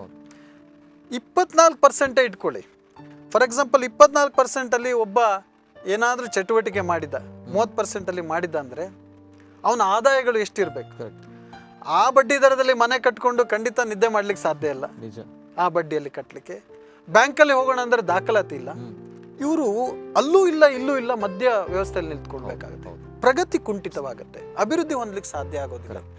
ಈ ಜನಸಂಖ್ಯೆ ಉಂಟಲ್ಲ ಬಹಳ ದೊಡ್ಡ ಪ್ರಮಾಣದಲ್ಲಿದೆ. ಇನ್ನೊಂದು ಆಯಾಮ ಹೇಗಿತ್ತಂದ್ರೆ ನನಗೆ ಬ್ಯಾಂಕಲ್ಲಿ ಈ ದಾಖಲಾತಿಗಳು ಸರಿ ಇರ್ತಕ್ಕಂಥದ್ದು. ಈಗ ನಮಗೆ ಇನ್ಕಮ್ ಬೇಕು, ಇನ್ಕಮ್ ಸರ್ಟಿಫಿಕೇಟ್ ಬೇಕು. ಸಾಲವನ್ನ ಕಟ್ಟಲಿಕ್ಕೆ ಎಷ್ಟೇ ಆದಾಯ ಇರಲಿ ಅದು ದಾಖಲಾತಿಲ್ ಬೇಕು. ಅವ್ರು ಮಾತಾಡೋದೆಲ್ಲ ಸತ್ಯ ನನಗೆ ಗೊತ್ತಿದೆ, ಆದ್ರೆ ಪೇಪರ್ ಇಲ್ಲ. ಇನ್ಕಮ್ ಪ್ರೂಫ್ ಬೇಕು. ಇನ್ಕಮ್ ಪ್ರೂಫ್ ಬೇಕಂದ್ರೆ ಅದಕ್ಕೆ ಒಂದೇ IT ರಿಟರ್ನ್ ಮಾಡಬೇಕು, ಇಲ್ಲ ತಹಶೀಲ್ದಾರಿಂದ ಇನ್ಕಮ್ ಸರ್ಟಿಫಿಕೇಟ್ ಬೇಕು, ಇಲ್ಲ ಸ್ಯಾಲರಿ ಸರ್ಟಿಫಿಕೇಟ್ ಬೇಕು. ಇವರಲ್ಲಿ ಸ್ಯಾಲರಿ ಸರ್ಟಿಫಿಕೇಟ್ ಇರುವಂಥವ್ರಲ್ಲ. ತಹಶೀಲ್ದಾರಿಂದ ಇನ್ನು IT ರಿಟರ್ನ್ ಮಾಡಬೇಕಂದ್ರೆ ಕೆಲವೊಂದು ಕಾರ್ಡ್ಗಳು, BPL ಇನ್ನೊಂದಿಷ್ಟು ವ್ಯವಸ್ಥೆಗಳು ಹೋಗ್ತಕ್ಕಂಥದ್ದು. ಮತ್ತೆ ತಹಶೀಲ್ದಾರ್ ಅದನ್ನ ನೋಡಿ ಎಲ್ಲವನ್ನು ವ್ಯವಸ್ಥೆ ನೋಡಿ ಕೊಡ್ತಕ್ಕಂಥದ್ದು. ಇದೆಲ್ಲ ಯಾರಲ್ಲಿದೆ ಅಂದರೆ ಶ್ರೀಮಂತರಲ್ಲಿದೆ. ಶ್ರೀಮಂತರಲ್ಲಿ IT ರಿಟರ್ನ್ ಇದೆ, ಮಾರ್ಗೇಜ್ ಕೊಡಲಿಕ್ಕೆ ಪರ್ಫೆಕ್ಟ್ ಡಾಕ್ಯುಮೆಂಟ್ ಇದೆ, ಗ್ಯಾರಂಟಿಗೆ ಒಳ್ಳೆಯ ಜನ ಸ್ಯಾಲರಿ ಪರ್ಸನ್ ಇದ್ದಾರೆ, ಸಿಬಿಲ್ ರೇಟಿಂಗ್ ಚೆನ್ನಾಗಿದೆ. ಆದರೆ ಸಮಸ್ಯೆ ಏನಂದರೆ ಅವರಿಗೆ ಸಾಲ ಬೇಡ. ಬ್ಯಾಂಕಿನ ಸಾಲಕ್ಕೆ ಬೇಕಾಗುವ ಎಲ್ಲ ವ್ಯವಸ್ಥೆ ಅವ್ರ ಹತ್ರ ಇದೆ, ಕೊಡ್ಲಿಕ್ಕೆಲ್ಲ ಇದೆ, ಅವ್ರಿಗೆ ಸಾಲ ಬೇಡ. ಅವ್ರಿಗೆ ಬ್ಯಾಂಕ್ ಯಾಕೆ ಬೇಕಂದ್ರೆ ಡೆಪಾಸಿಟ್ ಇಡ್ಲಿಕ್ಕೆ ಬೇಕು, ಬೇರೆ ವ್ಯವಹಾರಗಳನ್ನು ಮಾಡ್ಲಿಕ್ಕೆ ಬೇಕಾಗುತ್ತೆ. ಇದೊಂದು ಕನ್ನಡದಲ್ಲಿ ಗಾದೆ ಇದೆ, ಹಲ್ಲಿದ್ದವರಿಗೆ ಕಡಲೆ ಇಲ್ಲ, ಕಡಲೆ ಇದ್ದವರಿಗೆ ಹಲ್ಲಿಲ್ಲ ಅಂತ. ಇದು ಏನು ಮಾಡ್ಲಿಕ್ಕಾಗಲ್ಲ ವ್ಯವಸ್ಥೆ. ಈ ಒಂದು ವ್ಯವಸ್ಥೆಯಲ್ಲಿ ನಾವು ಕೂಲಂಕುಷವಾಗಿ ಗಮನಿಸಿದರೆ ಬ್ಯಾಂಕುಗಳ ನಿಯಮವೂ ಕರೆಕ್ಟು, ಅದು ಬೇಕು, ಅರ್ಥವ್ಯವಸ್ಥೆಯಲ್ಲಿ ಅದು ಬೇಕು. ಆದರೆ ಇದಕ್ಕೊಂದು ಪರ್ಯಾಯ ವ್ಯವಸ್ಥೆ ಬೇಕು. ಇಲ್ಲ ಅಂದರೆ ಈ ಮಧ್ಯಮ ಒಂದು ಬಹಳ ದೊಡ್ಡ ಪ್ರಮಾಣದ ಜನಸಂಖ್ಯೆ ಈ ವ್ಯವಸ್ಥೆಯಿಂದ ವಂಚಿತರಾಗ್ತಾರೆ. ಒಂದೇ ಅವರು ಫೈನಾನ್ಸಿಗೆ ಹೋಗಬೇಕಾಗತ್ತೆ, ಅದು ಖಂಡಿತ ಅವರ ಒಂದು ಆರ್ಥಿಕ ಪ್ರಗತಿಗೆ ಸೂಕ್ತವಲ್ಲ. ಈ ಸಂದರ್ಭದಲ್ಲಿ ಗ್ರಾಮಾಭಿವೃದ್ಧಿ ಯೋಜನೆಯ ಅಧ್ಯಕ್ಷರು ಬ್ಯಾಂಕ್ಗಳಿಗೆ ಬ್ಯಾಂಕ್ಗಳಲ್ಲಿ ಅವರು ಕೇಳಿಕೊಂಡಿರ್ತಕ್ಕಂಥದ್ದು ಬಹಳ ಮುಖ್ಯವಾದ ವಿಚಾರ, ಎಲ್ಲರೂ ಗಮನಿಸಬೇಕಾಗಿರ್ತಕ್ಕಂಥದ್ದು. ಈ ಒಂದು ಬಡವರು, ದುರ್ಬಲ ವರ್ಗದವರಲ್ಲಿ ಬ್ಯಾಂಕ್ ಕೇಳ್ತಕ್ಕಂಥ ದಾಖಲಾತಿಗಳು ಇಲ್ಲ, ದಾಖಲೆಗಳು ಇಲ್ಲ, ಅಥವಾ ಗ್ಯಾರಂಟಿಗಳಿಲ್ಲ, ಇನ್ಕಮ್ ಸರ್ಟಿಫಿಕೇಟ್ಗಳಿಲ್ಲ. ಆದರೆ ಅವ್ರಿಗೆ ಖಂಡಿತ ಬ್ಯಾಂಕಿನ ಒಂದು ಸಾಲ ಸೌಲಭ್ಯ ಬೇಕು. ಬ್ಯಾಂಕಿನ ಸಾಲ ಸೌಲಭ್ಯ ಕೊಟ್ಟರೆ ಬಹಳ ಕಷ್ಟಪಟ್ಟು ಅವರು ಅದನ್ನು ಸದ್ವಿನಿಯೋಗ ಮಾಡ್ತಾರೆ, ಅದರಿಂದ ಆರ್ಥಿಕ ಅಭಿವೃದ್ಧಿ ಪಡ್ತಾರೆ, ಸಾಲಗಳನ್ನು ಸರಿಯಾಗಿ ಕಟ್ತಾರೆ. ಆದರೆ ನಿಮ್ಮ ವ್ಯವಸ್ಥೆಯನ್ನು ನಾವು ಗೌರವಿಸ್ತೇವೆ, ಎಲ್ಲ ನೀವು ನಿಯಮಗಳನ್ನು ಪಾಲನೆ ಮಾಡಬೇಕು. ಇದು ಅರ್ಥವ್ಯವಸ್ಥೆಯ ಒಂದು ಒಳ್ಳೆಯ ವ್ಯವಸ್ಥೆ. ಇದಕ್ಕೋಸ್ಕರ ನೀವು ಇಡೀ ವ್ಯವಸ್ಥೆಯನ್ನು ಇಟ್ಕೊಂಡಿರ್ತಕ್ಕಂಥದ್ದು, ಈ ದಾಖಲಾತಿಗಳು ಇದೆಲ್ಲ ಇರ್ತಕ್ಕಂಥದ್ದು ನಂಬಿಕೆಯ ಪ್ರತೀಕ. ಯಾಕಂದ್ರೆ ರೀಪೇಮೆಂಟ್ ಬರಬೇಕನ್ನೋ ನಂಬಿಕೆ, ಬ್ಯಾಂಕಿಗೆ ನಂಬಿಕೆ ಬಿಲ್ಡ್ ಮಾಡಬೇಕು. ಸೊ ಆ ಸ್ಥಾನದಲ್ಲಿ ನಾವು ನಿಲ್ತೇವೆ. ಇಡೀ ಲಕ್ಷ ಲಕ್ಷ ಬಡವರ ನಂಬಿಕೆಯ ಪ್ರತೀಕವಾಗಿದ್ದ ದಾಖಲಾತಿಗಳಿರ್ಬೋದು, ಪ್ರಾಪರ್ಟಿ ಮಾರ್ಗೇಜ್ ಇರ್ಬೋದು, ಇನ್ಕಮ್ ಸರ್ಟಿಫಿಕೇಟ್ ಇರ್ಬೋದು, ಗ್ಯಾರಂಟಿ ಆಗಿರ್ಬೋದು, ಈ ಎಲ್ಲ ವ್ಯವಸ್ಥೆಯ ಪ್ರತೀಕವಾಗಿ ನಾವು ನಿಲ್ತೇವೆ. ಅವರ ಇಡೀ ಮರುಪಾವತಿ ಜವಾಬ್ದಾರಿಯನ್ನು ನಮ್ಮ ಒಂದು ವಿಶ್ವಾಸದ ಮೇಲೆ ನೀವು ಕೊಡಿ. ಇದು ಸುಮ್ಮನೆ ಮಾತಲ್ಲ, ಅದಕ್ಕೆ ಬೇಕಾಗಿರುವಂಥ ಎಲ್ಲ ವ್ಯವಸ್ಥೆಯನ್ನು ಒಂದು ಸಾಂಸ್ಥಿಕವಾಗಿ ಒಂದು ಇನ್ಸ್ಟಿಟ್ಯೂಷನಲ್ ಸೆಟಪ್ ಮಾಡಿದ್ರು. ದೊಡ್ಡ ಗ್ರಾಮಾಭಿವೃದ್ಧಿ ಯೋಜನೆ ವ್ಯವಸ್ಥೆಯನ್ನು ಮಾಡಿದ್ರು, ಅದು ಚಾರಿಟೇಬಲ್ ಟ್ರಸ್ಟ್, ಅದ್ರಲ್ಲಿ ನಂತರ ಹೇಳ್ತೇನೆ. ಆಗ ಬ್ಯಾಂಕ್ಗಳು ಇವತ್ತು ಧರ್ಮಸ್ಥಳ, ಇವತ್ತು ನಂಬಿಕೆಯ ಸಾಗರ. ಈ ನಂಬಿಕೆಯ ಸಾಗರದ ಮುಂದೆ ಯಾವ ದಾಖಲೆಗಳು ಇಲ್ಲ, ಯಾವ ಪ್ರಾಪರ್ಟಿಗಳು ಇಲ್ಲ. ಇವತ್ತು ದೇಶದ ಅತಿ ದೊಡ್ಡ ಪ್ರತಿಷ್ಠಿತ ಬ್ಯಾಂಕ್, ಎಲ್ಲ ಬ್ಯಾಂಕ್ಗಳು ಇವತ್ತು ಗ್ರಾಮಾಭಿವೃದ್ಧಿ ಯೋಜನೆಯ ಸಂಘದ ವ್ಯವಸ್ಥೆಗೆ ನಾವು ಸಾಲ ಕೊಡ್ತೇವೆ, ಸಾಲ ಕೊಡ್ತೇವೆ ಅಂತ ಮುಂದೆ ಬರ್ತಾ ಇದ್ದಾರೆ. ಯಾಕಂದ್ರೆ ಇವತ್ತು ನಂಬಿಕೆಯ ಮುಂದೆ ಬಂದಿದೆ. ಲಕ್ಷ ಜನ ನಂಬಿಕೆ ಹಿಂದೆ ಇದ್ದಾರೆ. ಈ ನಂಬಿಕೆಯ ಪ್ರತೀಕ ಆರಾಧ್ಯ ಮೂರ್ತಿಯ ಮುಂದೆ ಇದೆ. ಲಕ್ಷ ಜನ ಅದನ್ನು ನಂಬಿಕೊಂಡು, ಈ ನಂಬಿಕೆಯ ಒಂದು ದೊಡ್ಡ ಸಾಗರವೇ ಒಂದು ರೀತಿಯಲ್ಲಿ ಈ ಗ್ರಾಮಾಭಿವೃದ್ಧಿ ಯೋಜನೆಯ ಸ್ವರೂಪ ಅಂತ ನಾವು ಹೇಳ್ಬೋದು. ಇವತ್ತು ಬ್ಯಾಂಕ್ಗಳು ಯಾವುದೇ ಒಂದು ಅಳುಕಿಲ್ಲದೆ ಅಂತ ನಾನು ಹೇಳ್ಬೋದು. ಇವತ್ತು 6,000 ಕೋಟಿ ರೂಪಾಯಿ ನಮ್ಮ ಸ್ಟೇಟ್ ಬ್ಯಾಂಕ್ ಆಫ್ ಇಂಡಿಯಾ, 6,000 ಕೋಟಿ, 6 ಕೋಟಿ ಅಲ್ಲ, 60 ಕೋಟಿ ಅಲ್ಲ, 600 ಕೋಟಿ ಅಲ್ಲ, 6,000 ಕೋಟಿ ಹೊರಬಾಕಿ ಇದೆ. ಆದರೆ ಅವ್ರು ನಮಗೆ ಲಿಮಿಟ್ ಕೊಟ್ಟಿರ್ತಕ್ಕಂಥ 10,000 ಕೋಟಿ ನಾವಿನ್ನೂ ಯುಟಿಲೈಸ್ ಮಾಡಿಲ್ಲ ಅದನ್ನು. ಎಷ್ಟು ಬಡವರಿಗೆ ಬೇಕು? ಕೇವಲ ಗ್ರಾಮಾಭಿವೃದ್ಧಿ ಯೋಜನೆ ಸ್ವಸಹಾಯ ಸಂಘಗಳನ್ನು ರಚಿಸಿ ಅವರಿಗೆ ಆರ್ಥಿಕ ಶಿಸ್ತನ್ನು ಕಲಿಸುವಂಥ ಟ್ರೈನಿಂಗನ್ನು ನೀಡಿ ಸುಮ್ಮನೆ ಇದನ್ನು ನಾವು ಮಾಡ್ತಕ್ಕಂಥದ್ದಲ್ಲ. ಎಲ್ಲವನ್ನು ವೈಜ್ಞಾನಿಕವಾಗಿ ಶಿಸ್ತುಬದ್ಧವಾಗಿ ನಿಯಮ ಪ್ರಕಾರನೇ ಮಾಡ್ತಕ್ಕಂಥದ್ದು. ಸಂಘಗಳನ್ನ ರಚಿಸ್ತಕ್ಕಂಥದ್ದು, ಆರ್ಥಿಕ ತರಬೇತಿಗಳನ್ನು ಕೊಡ್ತಕ್ಕಂಥದ್ದು, ಆರ್ಥಿಕ ಶಿಸ್ತನ್ನು ಮೂಡಿಸ್ತಕ್ಕಂಥದ್ದು, ನಂತರ ಅವುಗಳನ್ನ ಗ್ರೇಡಿಂಗ್ ಮಾಡ್ತಕ್ಕಂಥದ್ದು, ಗ್ರೇಡಿಂಗ್ ಬಂದ ಸಂಘಗಳನ್ನು ಬ್ಯಾಂಕಿಗೆ ಜೋಡಣೆ ಮಾಡ್ತಕ್ಕಂಥದ್ದು. ನಾವು ಯಾವ ಸಂಘಗಳನ್ನು ಬ್ಯಾಂಕಿಗೆ ಜೋಡಣೆ ಮಾಡ್ತೇವೆ, ರೆಕಮೆಂಡ್ ಮಾಡ್ತೇವೆ, ಆ ಸಂಘಗಳಿಗೆ ಬ್ಯಾಂಕ್ ಸಾಲ ಕೊಡುತ್ತೆ.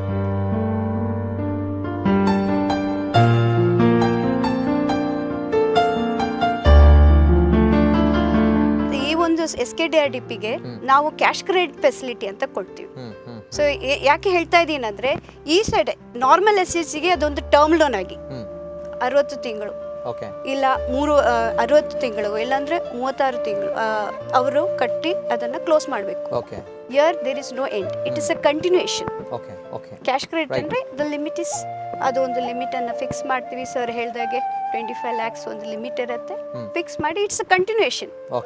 ಅವ್ರ ಜೊತೆ ನಾವು ಬೆಳಿತೀವಿ, ನಮ್ಮ ಒಂದು ರಿಲೇಶನ್ಶಿಪ್ ಹಾಗೆ ಮುಂದುವರಿಯುತ್ತೆ. CC ಫೆಸಿಲಿಟಿ, ಕ್ಯಾಶ್ ಕ್ರೆಡಿಟ್ ಫೆಸಿಲಿಟಿನ ಬ್ಯಾಂಕ್ ನಮಗೆ ಕೊಟ್ಟಿರ್ತಕ್ಕಂಥ ಸಂಘಗಳಿಗೆ.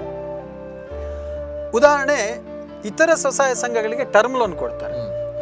ಟರ್ಮ್ ಲೋನ್ ಅಂದರೆ ಒಂದು ಸಾಲವನ್ನು, ಈಗ ಉದಾಹರಣೆ ನಮ್ಮ ಸಂಘ ಯಾವುದೋ ಒಂದು ಸಂಘ ಸ್ವಯಂ ಪ್ರೇರಿತವಾಗಿ ಬಂದಿರತಕ್ಕಂಥ ಸಂಘದ ಉಳಿತಾಯ ಒಂದು 15,000 ಇದೆ ಅಂದರೆ 75,000 ಟರ್ಮ್ ಲೋನ್ ಆಗಿ 3 ವರ್ಷದ ಅವಧಿ ಕೊಡ್ತಾರೆ. ಬ್ಯಾಂಕಲ್ಲಿ ಸಾಲ ಮಾಡಿದ ದಿನ ಆ 75,000 3-4 ಜನ ಹಂಚ್ಕೊಂಡ್ರು. ಇನ್ನು 3 ವರ್ಷದ ಕಾಲ ಅವರು ಮರುಪಾವತಿ ಮಾಡಬೇಕು. ಅಲ್ಲಿವರೆಗೆ ಬೇರೆ ಯಾರಿಗೂ ಸಾಲ ಇಲ್ಲ. 3 ವರ್ಷ ಮರುಪಾವತಿ ಮಾಡಿ ಕ್ಲೋಸ್ ಆಗಿ ಒಳ್ಳೆ ಮ್ಯಾನೇಜರ್ ಇದ್ರೆ ನೆಕ್ಸ್ಟ್ ಸಾಲ ಸಿಗುತ್ತೆ. ಆದ್ರೆ ನಮ್ಮ ಈ CC ವ್ಯವಸ್ಥೆಯಲ್ಲಿ ಏನಂದ್ರೆ, ಒಂದು ಸರಿ ಅವ್ರು ಲಿಮಿಟ್ ಫಿಕ್ಸ್ ಮಾಡಿದ್ರೆ, ಉದಾಹರಣೆ 10 ಲಕ್ಷ, 3 ವರ್ಷದ ಸಂಘಕ್ಕೆ 10 ಲಕ್ಷ ಲಿಮಿಟ್ ಕೊಟ್ಟರು. 10 ಲಕ್ಷದಲ್ಲಿ 4 ಜನ 2 ಲಕ್ಷ ತಗೊಂಡ್ರು, ಅಥವಾ 5 ಜನ ತೆಗೆದುಕೊಂಡ್ರು ಅಂತ ಇಟ್ಕೊಳ್ಳಿ. 10 ಲಕ್ಷ ಲಿಮಿಟ್ ಅನ್ನು 5 ಜನ ಯುಟಿಲೈಸ್ ಮಾಡಿದ್ರು. ಈ 5 ಜನರು ಪ್ರತಿ ವಾರ ತಮ್ಮ ಉಳಿತಾಯದ ಜೊತೆಗೆ ಈ ಸಾಲದ ವಾರದ ಮರುಪಾವತಿಯನ್ನು ಮಾಡ್ತಾರೆ. ಟರ್ಮ್ ಲೋನ್ ಆದ್ರೆ ತಿಂಗಳಿಗೆ ಮರುಪಾವತಿ ಮಾಡಬೇಕು. CC ಫೆಸಿಲಿಟಿ ಕೊಟ್ಟಿರೋದ್ರಿಂದ, ವಾರದ ಸಭೆ ಇರೋದ್ರಿಂದ ವಾರದ ಮರುಪಾವತಿ ವ್ಯವಸ್ಥೆ ನಮ್ಮ ಬ್ಯಾಂಕಿಂಗ್ ವ್ಯವಸ್ಥೆಯಲ್ಲಿ ಇದೆ. ಅವರು ವಾರದಲ್ಲಿ ಮರುಪಾವತಿ ಮಾಡುವಾಗ, ಈಗ ಸಾಲ ತೆಗೆದುಕೊಂಡ 5 ಜನರು, ಬ್ಯಾಂಕ್ ನಮಗೆ ಸಂಘಕ್ಕೆ CC ಫೆಸಿಲಿಟಿ ಕೊಟ್ಟಿರ್ತಕ್ಕಂಥದ್ದು, ಸಂಘ ತನ್ನ ಸದಸ್ಯರಿಗೆ ಸಾಲವನ್ನ ವಾರದ ಮರುಪಾವತಿ ಆಧಾರದ ಮೇಲೆ ಕೊಡುತ್ತೆ. 50 ವಾರಕ್ಕ ಅಥವಾ 100 ವಾರಕ್ಕ, 1 ವರ್ಷ 2 ವರ್ಷ ಕೊಡುತ್ತೆ. ಆ ಸದಸ್ಯರು ವಾರದಲ್ಲಿ ಮರುಪಾವತಿ ಮಾಡಬೇಕು. ಆ ಮರುಪಾವತಿ ಯಾವುದರ ಆಧಾರದ ಮೇಲೆ ಮಾಡ್ತಾರೆ? 13.5% ಬಡ್ಡಿ ಶುಲ್ಕದ ಆಧಾರದ ಮೇಲೆ ಮಾಡ್ತಾರೆ.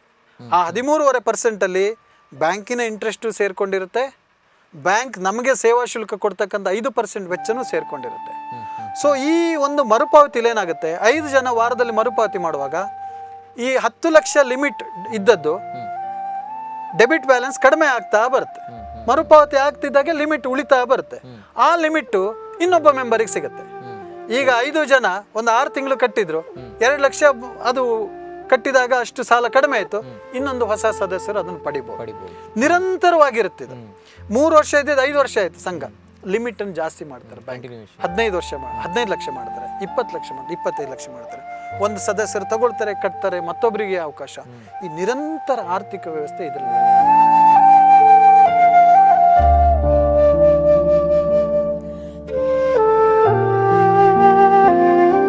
ನಾನು ಇವತ್ತು ಏನು ಮಾತಾಡ್ತಾ ಇದ್ದೇನೆ ಅದೇನಾದರೂ ನಿಯಮದ ಪ್ರಕಾರ ಅಲ್ಲದೆ ಇದ್ರೆ, ವಾಸ್ತವ ಅಲ್ಲದೆ ಇದ್ರೆ ಬ್ಯಾಂಕರ್ಸ್ ಅದನ್ನು ಸ್ಟಾಪ್ ಮಾಡಬೇಕು. ಅಷ್ಟು ಆತ್ಮವಿಶ್ವಾಸದಿಂದ ಇರೋದನ್ನೇ ನಾವು ಹೇಳ್ತಾ ಇದ್ದೇವೆ.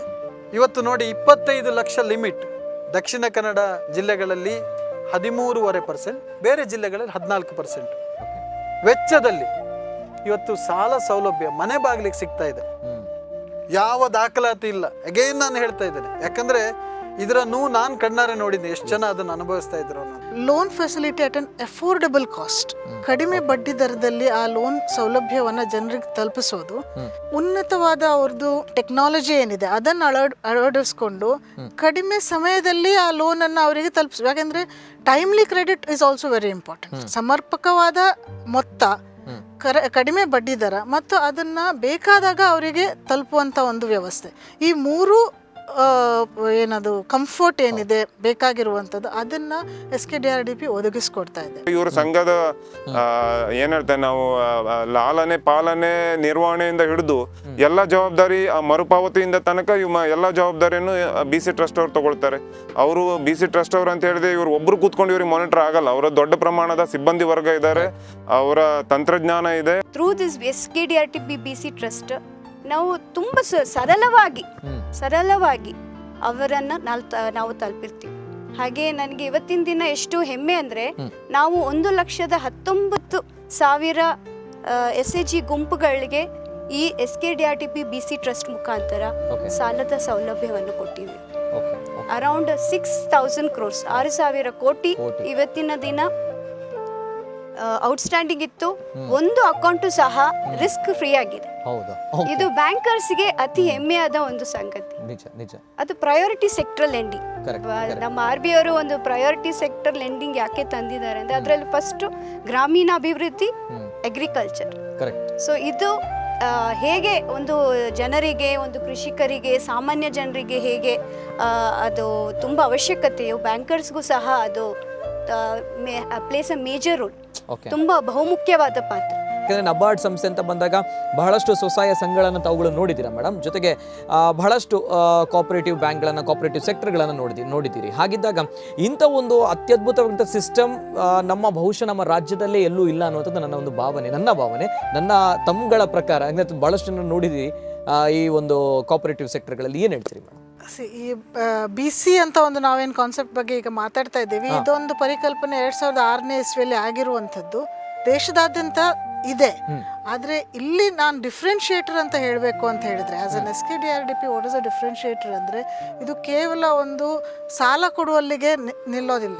ಅಲ್ಲಿ ಒಂದು ಎನೇಬ್ಲಿಂಗ್ ಇಕೋಸಿಸ್ಟಮ್ ಅಂತ ಏನಿದೆ, that is unique. Correct, that is a differentiator. ಯಾಕೆಂದರೆ ಸಾಲ ಕೊಟ್ಟ ಮೇಲೆ ಹ್ಯಾಂಡ್ ಹೋಲ್ಡಿಂಗ್ ಏನಿದೆ 360 ಡಿಗ್ರಿ ಲೆವೆಲಲ್ಲಿ ಆಟಿಟ್ಯೂಡ್ನಲ್ಲಿ ಚೇಂಜ್ ಆಗಲಿ, ಅವರಿಗೆ ಲೈವ್ಲಿಹುಡ್ ಆ್ಯಕ್ಟಿವಿಟೀಸ್ ಮೇಲೆ ಗೈಡೆನ್ಸ್ ಆಗಲಿ, ನಂತರ ಕೌಶಲ್ಯಾಭಿವೃದ್ಧಿ ಏನಾದರೂ ತರಬೇತಿ ಬೇಕಂತಂದರೆ ಅದ್ರ ಬಗ್ಗೆ, ಸೊ ಹಂತವಾಗಿ ಗೈಡೆನ್ಸ್ ಆಗಲಿ, ಇಷ್ಟೆಲ್ಲ ಮಾಡೋದ್ರಿಂದ ಸ್ವಸಹಾಯ ಸಂಘದ ಸದಸ್ಯ ಅಥವಾ ಪಾಲುದಾರನಿಗೆ, ನೀವೇನು ಪಾಲುದಾರ ಅಂತ ನಾವೇನು ಹೇಳ್ತೀವಿ ಈ ಯೋಜನೆಯಲ್ಲಿ, ಅವರಿಗೆ ಅವರ ಆದಾಯವನ್ನು ಹೆಚ್ಚಿಸೋದಕ್ಕೆ, ಆರ್ಥಿಕ ಪರಿಸ್ಥಿತಿ ಇಂಪ್ರೂವ್ ಆಗೋದಕ್ಕೆ ಅನುಕೂಲ ಆಗುತ್ತೆ. ಅದರಿಂದ ಅಥವಾ ಆಕೆ ಬಂದು ಲೋನ್ ಮರುಪಾವತಿ ಮಾಡ್ತಾರೆ, ಬಿಸ್ನೆಸ್ ಎಕ್ಸ್ಪಾನ್ಷನ್, ಹೊಸ ಲೋನ್ ತಗೊಳ್ಳೋಕೆ ಸಾಧ್ಯ. So there is continuous improvement in his economic status. So ಈ ಒಂದು ಹ್ಯಾಂಡ್ ಹೋಲ್ಡಿಂಗ್ ಏನು 360 ಡಿಗ್ರಿ ಎನೇಬ್ಲಿಂಗ್ ಇಕೋಸಿಸ್ಟಮ್ ಏನು ಕ್ರಿಯೇಟ್ ಮಾಡ್ತಾ ಇದೆ, ಅದು ಬಹುಶಃ ಬೇರೆಲ್ಲೂ ನಾವು ಕಂಡಿಲ್ಲ.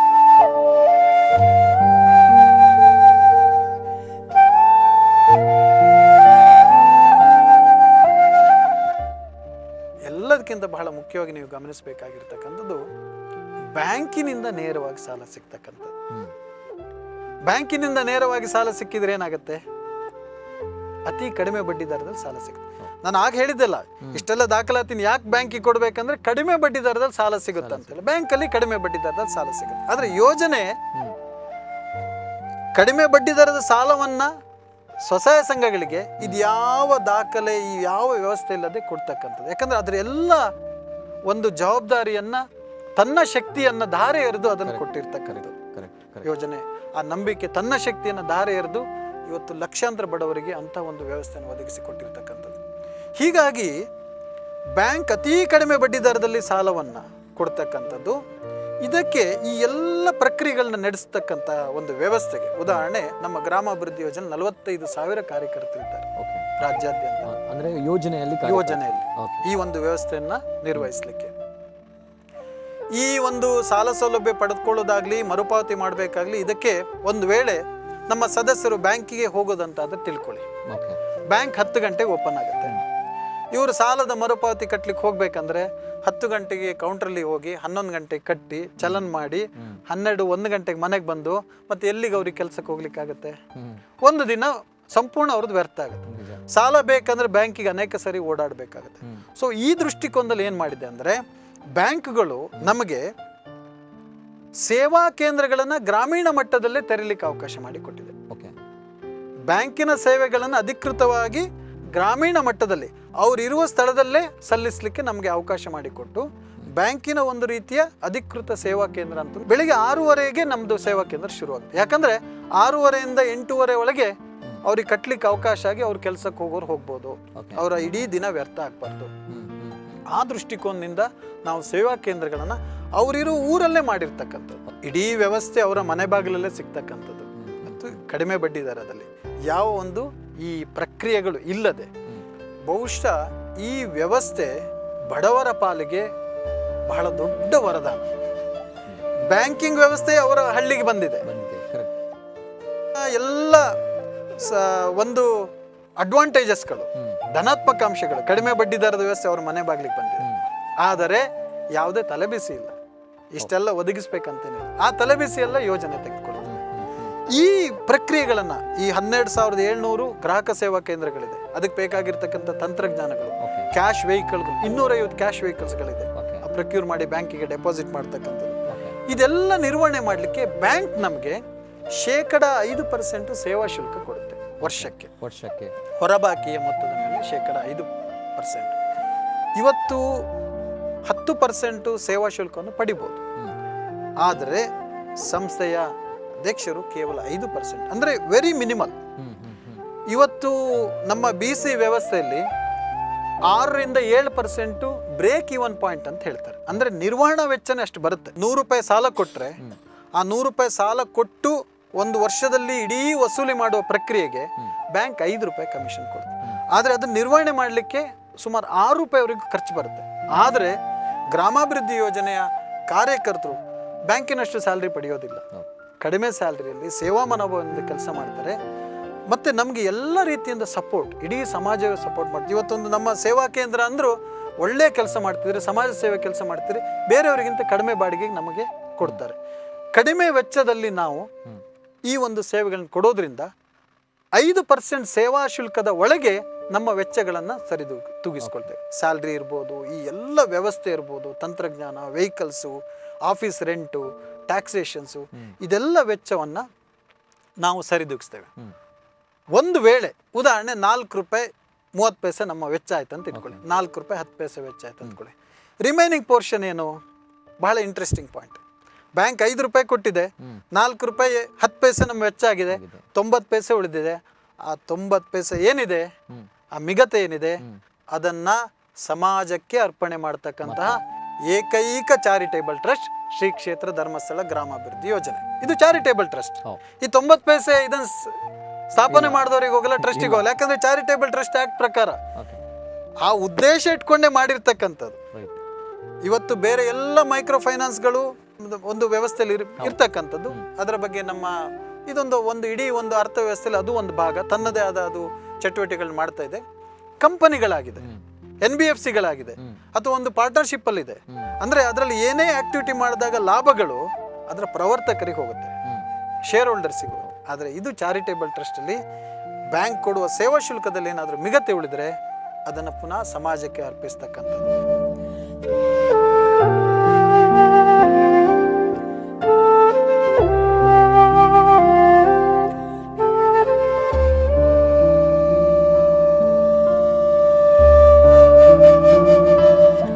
ಬಹಳ ನಮಗೆ ನಮಗೆ ಸಂತೋಷ ಆಗ್ತಕ್ಕಂಥದ್ದು ನಮ್ಮ ಪಾಲುದಾರ ಬಂಧುಗಳು ಸದಸ್ಯರ ಒಂದು ಜೀವನದಲ್ಲಿ ಅಭಿವೃದ್ಧಿ ಹೊಂದಾಗ ಅದೇ ನಮ್ಮ ಧ್ಯೇಯೋದ್ದೇಶ ಗುರಿಗಳು. ಇಡೀ ನೀವು ಒಟ್ಟಾರೆ ವ್ಯವಸ್ಥೆ ನೋಡಿದರೆ ನಿಂತಿರ್ತಕ್ಕಂಥದ್ದು ನಂಬಿಕೆ ಅನ್ನುವ ಶಬ್ದದ ಮೇಲೆ. ಬಹುಶಃ ಈ ನಂಬಿಕೆ ಅನ್ನೋದು ಭಾರತೀಯ ಸಂಸ್ಕೃತಿ. ನಾವು ದೇವರನ್ನ ನಂಬುತ್ತೇವೆ, ತಂದೆ ತಾಯಿಗಳು ನಂಬ್ತೇವೆ, ಗುರು ಹಿರಿಯರು ಕೊಟ್ಟ ಮಾರ್ಗದರ್ಶನ ನಂಬ್ತೇವೆ. ನಾವು ಇವತ್ತು ಈ ಒಂದು ಸೆಷನ್ಸ್ ಕೂಡ ಮಾಡ್ತಾ ಇದ್ದೇವೆ ಅಂದರೆ ಈ ಮಾರ್ಗದರ್ಶನ ಜನರಿಗೆ ತಲುಪಿ ಒಳ್ಳೇದಾಗಲಿ, ಒಳ್ಳೆ ಮನೋಭಾವನೆ ಬರಲಿ ಅಂತ ಹೇಳಿ. ಯೋಜನೆಯನ್ನ ಸ್ಥಾಪಿಸಿದವರ ಯೋಜನೆ ಧರ್ಮಸ್ಥಳದ ಆ ದೊಡ್ಡ ನಂಬಿಕೆಯ ಸಾಗರವನ್ನು ನಂಬಿ ಬ್ಯಾಂಕಿನವರು ಈ ಒಂದು ವ್ಯವಸ್ಥೆಯನ್ನ ಜನಸಾಮಾನ್ಯರಿಗೆ ಕೊಡ್ತಾರೆ. ಜನಸಾಮಾನ್ಯರನ್ನ ನಂಬಿ ಇವರು ಒಳ್ಳೇದಾಗ್ಲಿ ಅಂತ ಉದ್ದೇಶದಲ್ಲಿ ನಂಬಿಕೆಟ್ಟು ಜನಸಾಮಾನ್ಯರ ನಂಬಿಕೆಟ್ಟು ಈ ಯೋಜನೆಯನ್ನು ಸ್ಥಾಪಿಸ್ತಿರ್ತಕ್ಕಂಥದ್ದು. ಇದೆಲ್ಲ ಇಡೀ ವ್ಯವಸ್ಥೆ ನಡೀತಾಕಿರ್ತಕ್ಕಂಥದ್ದು ನಂಬಿಕೆ ಮೇಲೆ ಎಲ್ಲರ ಅಭಿವೃದ್ಧಿಗಾಗಿ ಇರ್ತಕ್ಕಂಥದ್ದು. ಹಾಗಾಗಿ ಇದು ನಮ್ಮ ಭಾರತೀಯ ಸಂಸ್ಕೃತಿ ಟೋಪಿ ಹಾಕುವ ಸಮಾಜ ಅಲ್ಲ, ಇದು ನಂಬಿಕೆಯಿಂದ ಪ್ರತಿಯೊಬ್ಬರು ಒಂದೊಂದೇ ಮೆಟ್ಟಿಲು ಏರ್ತಕ್ಕಂಥ ಸಮಾಜ. ಹಾಗಾಗಿ ಇಡೀ ವ್ಯವಸ್ಥೆಯೇ ಒಂದು ಕಡೆ ತನ್ನ ಇಡೀ ವಿಶ್ವವೇ ತನ್ನ ಮೇಲೆ ಇಟ್ಟಿರುವ ನಂಬಿಕೆಯನ್ನು ತನ್ನ ಸ್ವಾರ್ಥಕ್ಕೆ ಬಳಸದೆ ಜನರ ಒಂದು ಅಭಿವೃದ್ಧಿಗಾಗಿ ಆ ನಂಬಿಕೆಯನ್ನು ದಾರ ಎರೆದು ಕೊಟ್ಟಿರ್ತಕ್ಕಂಥದ್ದು ಬಹಳ ಅಪರೂಪವಾದದ್ದು. ಇಡೀ ಆ ನಂಬಿಕೆನ ನೋಡಿ, ಆ ನಂಬಿಕೆ ನಿಂತಿರೋದ್ರಿಂದನೇ ಬ್ಯಾಂಕ್ಗಳು ಇವತ್ತು 20-40 ಸಾವಿರ ಕೋಟಿ ಬೇಕಾದ್ರೂ ಕೊಡ್ತಕ್ಕಂಥದ್ದು. ಜನರು ಆ ನಂಬಿಕೆಯನ್ನು ಉಳಿಸ್ಕೊಂಡು ಹೋಗ್ತಾರೆ, ಯಾಕಂದ್ರೆ ನಾವು ಅಭಿವೃದ್ಧಿ ಆಗ್ಬೇಕು. ಇದು ಒಂದೆರಡು ದಿನದಲ್ಲ, ಜಾತ್ರೆ ವ್ಯಾಪಾರ ಅಲ್ಲ, ಇವತ್ತು ಮುಗಿದು ನಾಳೆ ಮುಗಿಯುವಂಥದ್ದಲ್ಲ. ಇವತ್ತು ಅಮ್ಮನವ್ರು ಹೇಳಿದ್ರು, 2ನೇ ಜನರೇಷನ್ ನಮ್ಮ ಸಂಘವನ್ನು ಮುಂದುವರಿಸ್ಕೊಂಡು ಹೋಗಿದ್ದಾರೆ. ಅವ್ರಿಗೆ 65 ವರ್ಷ ಆದ ಕೂಡಲೇ ತನ್ನ ಮಗನ ಸೊಸೆಯನ್ನು ಸೇರಿಸ್ತಾರೆ. 2ನೇ ಜನರೇಷನ್ ಕಂಟಿನ್ಯೂ ಮಾಡಿರ್ತಕ್ಕಂಥ 30 ವರ್ಷ ಸಂಘಗಳಿದೆ. ಅವರ ಮಕ್ಕಳ ಭವಿಷ್ಯ ಇದರಲ್ಲಿ ನಿಂತಿದೆ. ಬಹುಶಃ ಈ ಒಂದು ನೇತ್ರಾವತಿ ನದಿ ಅಂತ ಹೇಳ್ಬೋದು. ಇದು ನಂಬಿಕೆ ಮೇಲಿಂದ ಬರುತ್ತೆ, ಕೆಳಗಿಂದ ಬರುತ್ತೆ, ಸಾಗರವಾಗಿ ಹರಿದುಕೊಂಡು ಹೋಗುತ್ತೆ. ಬಹುಶಃ ಇದು ಜನರೇಷನ್ ಟು ಜನರೇಷನ್ ಪಾಸ್ ಆಗುವಂಥ ಒಂದು ವ್ಯವಸ್ಥೆ, ಸಮಾಜದ ಇಡೀ ಸಮಗ್ರ ಅಭಿವೃದ್ಧಿಗಿರ್ತಕ್ಕಂಥ ವ್ಯವಸ್ಥೆ. ಯಾವುದೇ ಕಾರ್ಯಕ್ರಮ ತೆಗೆದುಕೊಳ್ಳಿ, ಇವತ್ತು ಯೋಜನೆಯಲ್ಲಿರುವ ಒಂದೇ ಒಂದು ಕಾರ್ಯಕ್ರಮ ಯೋಜನೆಗಾಗಿ ಅಲ್ಲ ಅಥವಾ ಇದರ ಟ್ರಸ್ಟಿಗಳಿಗಾಗಿ ಅಲ್ಲ, ಎಲ್ಲವನ್ನ ಜನರಿಗಾಗಿ ಮಾಡಿರ್ತಕ್ಕಂಥದ್ದು. ನಾನು ಇನ್ನೂ ಎಷ್ಟೋ ಕಾರ್ಯಕ್ರಮ ನಿಮ್ಗೆ ಹೇಳಿಲ್ಲ. ಶೌರ್ಯ ಒಂದು ಕಾರ್ಯಕ್ರಮ ತಗೊಂಡ್ರೆ 10,000 ಸ್ವಯಂ ಸೇವಕರು ಪ್ರತಿ ತಾಲೂಕಲ್ಲಿ ಏನಾದರೂ ಅಪಘಾತ ಬಂದರೆ ಹೋಗಿ ಸೇವೆ ಸಲ್ಲಿಸ್ತಾರೆ. ಜನಮಂಗಳ ಕಾರ್ಯಕ್ರಮದಲ್ಲಿ ಲಕ್ಷಾಂತರ ಸಲಕರಣೆಗಳನ್ನು, ಈಗ ಕಾಲಿಲ್ಲದೆ ಇರೋರಿಗೆ ವೀಲ್ ಚೇರು, ವಾಟರ್ ಬೆಡ್ಡು, ಈ ರೀತಿಯ ಕಾರ್ಯಕ್ರಮಗಳಿದೆ. ಎಲ್ಲಿ ಸಮಾಜಕ್ಕೆ ಸಮಸ್ಯೆ ಇದೆ ಯೋಜನೆ ಒಂದು ಕಾರ್ಯಕ್ರಮ ರೂಪಿಸಿಬಿಡುತ್ತೆ. ಅದು ಯಾರು ಹೇಳಿ ಕೇಳಿ ಅಂತಲ್ಲ, ಅದು it's A property of society. It's all on trust. SKDRDP ಗ್ರಾಮಾಭಿವೃದ್ಧಿ ಯೋಜನೆ BC ಟ್ರಸ್ಟ್ ಅನ್ನುವ ಹೆಸರಲ್ಲೇ ಇಡೀ ವ್ಯವಸ್ಥೆ ನಿಂತಿರ್ತಕ್ಕಂಥದ್ದು. ಟ್ರಸ್ಟ್ ನಮ್ಮ ಭಾರತೀಯ ಸಂಸ್ಕೃತಿ ನಿಂತಿರ್ತಕ್ಕಂಥದ್ದೇ ನಂಬಿಕೆಯಲ್ಲಿ. ನಾಳೆ ಅನ್ನುವ ನಂಬಿಕೆ ನಮಗಿದೆ, ಭವಿಷ್ಯ ಅನ್ನೋ ನಂಬಿಕೆ ಇದೆ. ಆದ್ರಿಂದ ಇವತ್ತು 55 ಲಕ್ಷ ಕುಟುಂಬಗಳು, ನಾಳೆ 1 ಕೋಟಿ ಕುಟುಂಬಗಳಾಗಿರ್ಬೋದು. ಇದೆಲ್ಲವೂ ನಂಬಿಕೆಯ ಒಂದು ಕುಟುಂಬದ ವ್ಯವಸ್ಥೆ. ಸಮಾಜ ಯಾವಾಗಲೂ ಸತ್ಯವನ್ನೇ ಕೊನೆಯವರೆಗೆ ಇಟ್ಕೊಳ್ಳುತ್ತೆ, ಒಳ್ಳೆಯದನ್ನೇ ಕೊನೆಯವರೆಗೆ ಇಟ್ಕೊಳ್ಳುತ್ತೆ. ಶಾಶ್ವತವಾದ ಒಂದು ವ್ಯವಸ್ಥೆಯನ್ನು, ಒಳ್ಳೆಯ ವ್ಯವಸ್ಥೆಯನ್ನು ಯಾವತ್ತೂ ಸಮಾಜ ಗೌರವಿಸುತ್ತೆ. ಇವತ್ತು ಎಲ್ಲ ನಮ್ಮ ಸಜ್ಜನರಿರ್ಬೋದು, ಅಧಿಕಾರಿ ವರ್ಗದವರು ಇರ್ಬೋದು, ಬ್ಯಾಂಕ್ಗಳಿರ್ಬೋದು, ರಾಜಕಾರಣಿ ವ್ಯಕ್ತಿಗಳಿರ್ಬೋದು, ಇವತ್ತಿನ ಸಮಾಜದಲ್ಲಿ ಯಾರು ಕೂಡ ಗ್ರಾಮಾಭಿವೃದ್ಧಿ ಯೋಜನೆ ಕೆಟ್ಟದ್ದು ಮಾಡ್ತಾ ಇದೆ ಅಂತ ಭಾವಿಸೋದೇ ಇಲ್ಲ. ಯಾಕಂದ್ರೆ ಅವ್ರಿಗೆ ಗೊತ್ತಿದೆ, ಅರ್ಥ ಮಾಡ್ಕೊಂಡಿದ್ದಾರೆ.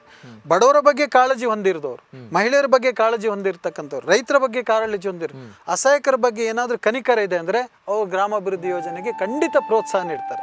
ಯಾಕಂದ್ರೆ ಎಲ್ಲ ಕಾರ್ಯಕ್ರಮ ಅವರಿಗಾಗಿರ್ತಕ್ಕಂಥದ್ದು, ಚಾರಿಟೇಬಲ್ ಟ್ರಸ್ಟ್ ಆಗಿರ್ತಕ್ಕಂಥದ್ದು. ಹಾಗಾಗಿ ಇಡೀ ಸಮಾಜದ ಬೆಂಬಲ ಇದೆ. ಸಮಾಜದ ಬೆಂಬಲ ಯಾಕಿದೆ ಅಂದರೆ ಈ ನಂಬಿಕೆ ವ್ಯವಸ್ಥೆ ಮುಂದುವರ್ಕೊಂಡು ಹೋಗಬೇಕು, ಮುಂದಿನ ಪೀಳಿಗೆಗೂ ಸಿಗಬೇಕು. ಒಟ್ಟಾರೆ ಜನರು ಎಲ್ಲರೂ ಒಟ್ಟಾಗಿ ಸೇರಿ ನಾವು ಅಭಿವೃದ್ಧಿ ಹೊಂದಬೇಕನ್ನುವ ತತ್ವದಲ್ಲಿ ನಿಂತಿದೆ.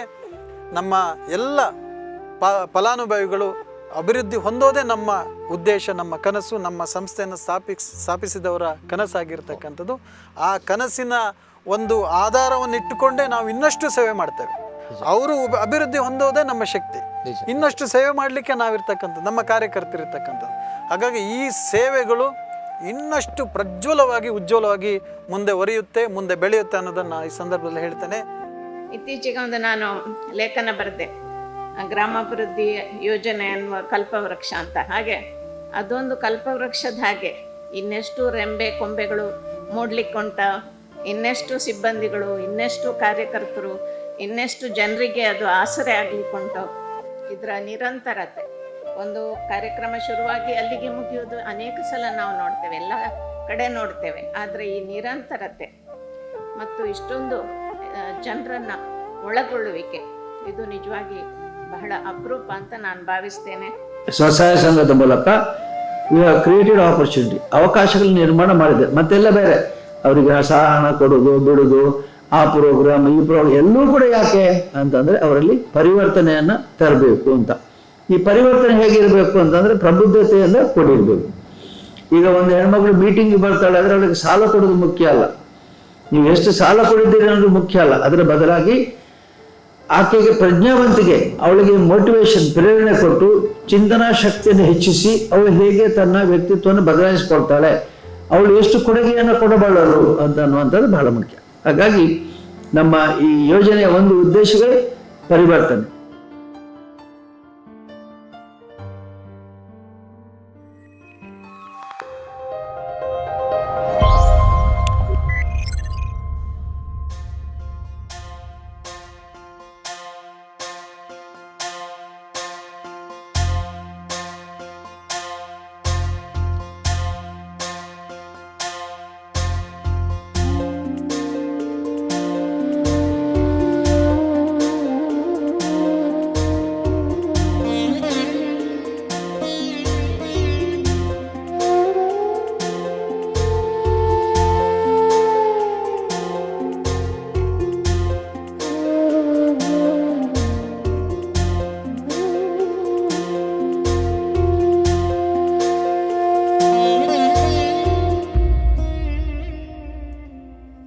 ಕೈ ಹಿಡಿದು ಕಾಯೋ ಕರುಣಾಳು, ಜಗ ಹರಸಿ ಪೊರೆವ ಕೃಪಾಳು.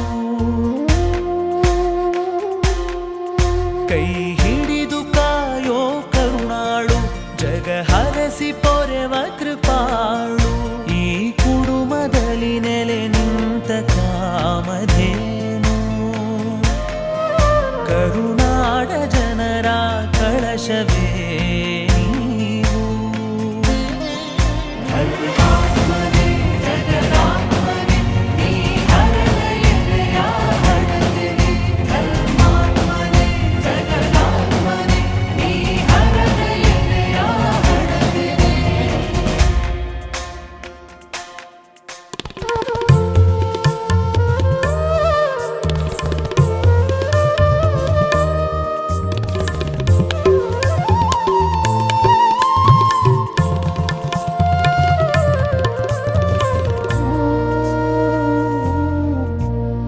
ಹರೆಯದಲ್ಲಿ ಹದವರಿತು ಪಟ್ಟವನೇರಿ,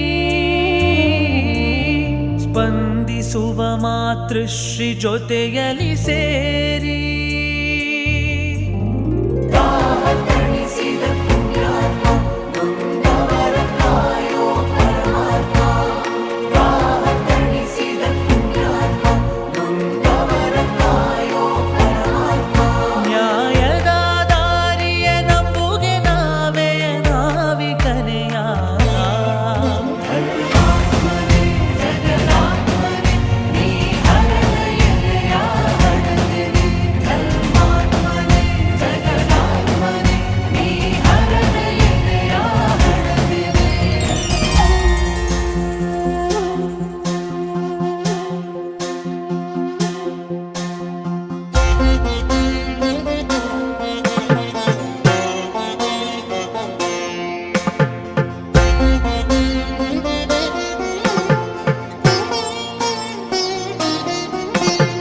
ಸರಳತೆಗೆ ಸಹಕಾರ ಆಡಂಬರವತೇದು,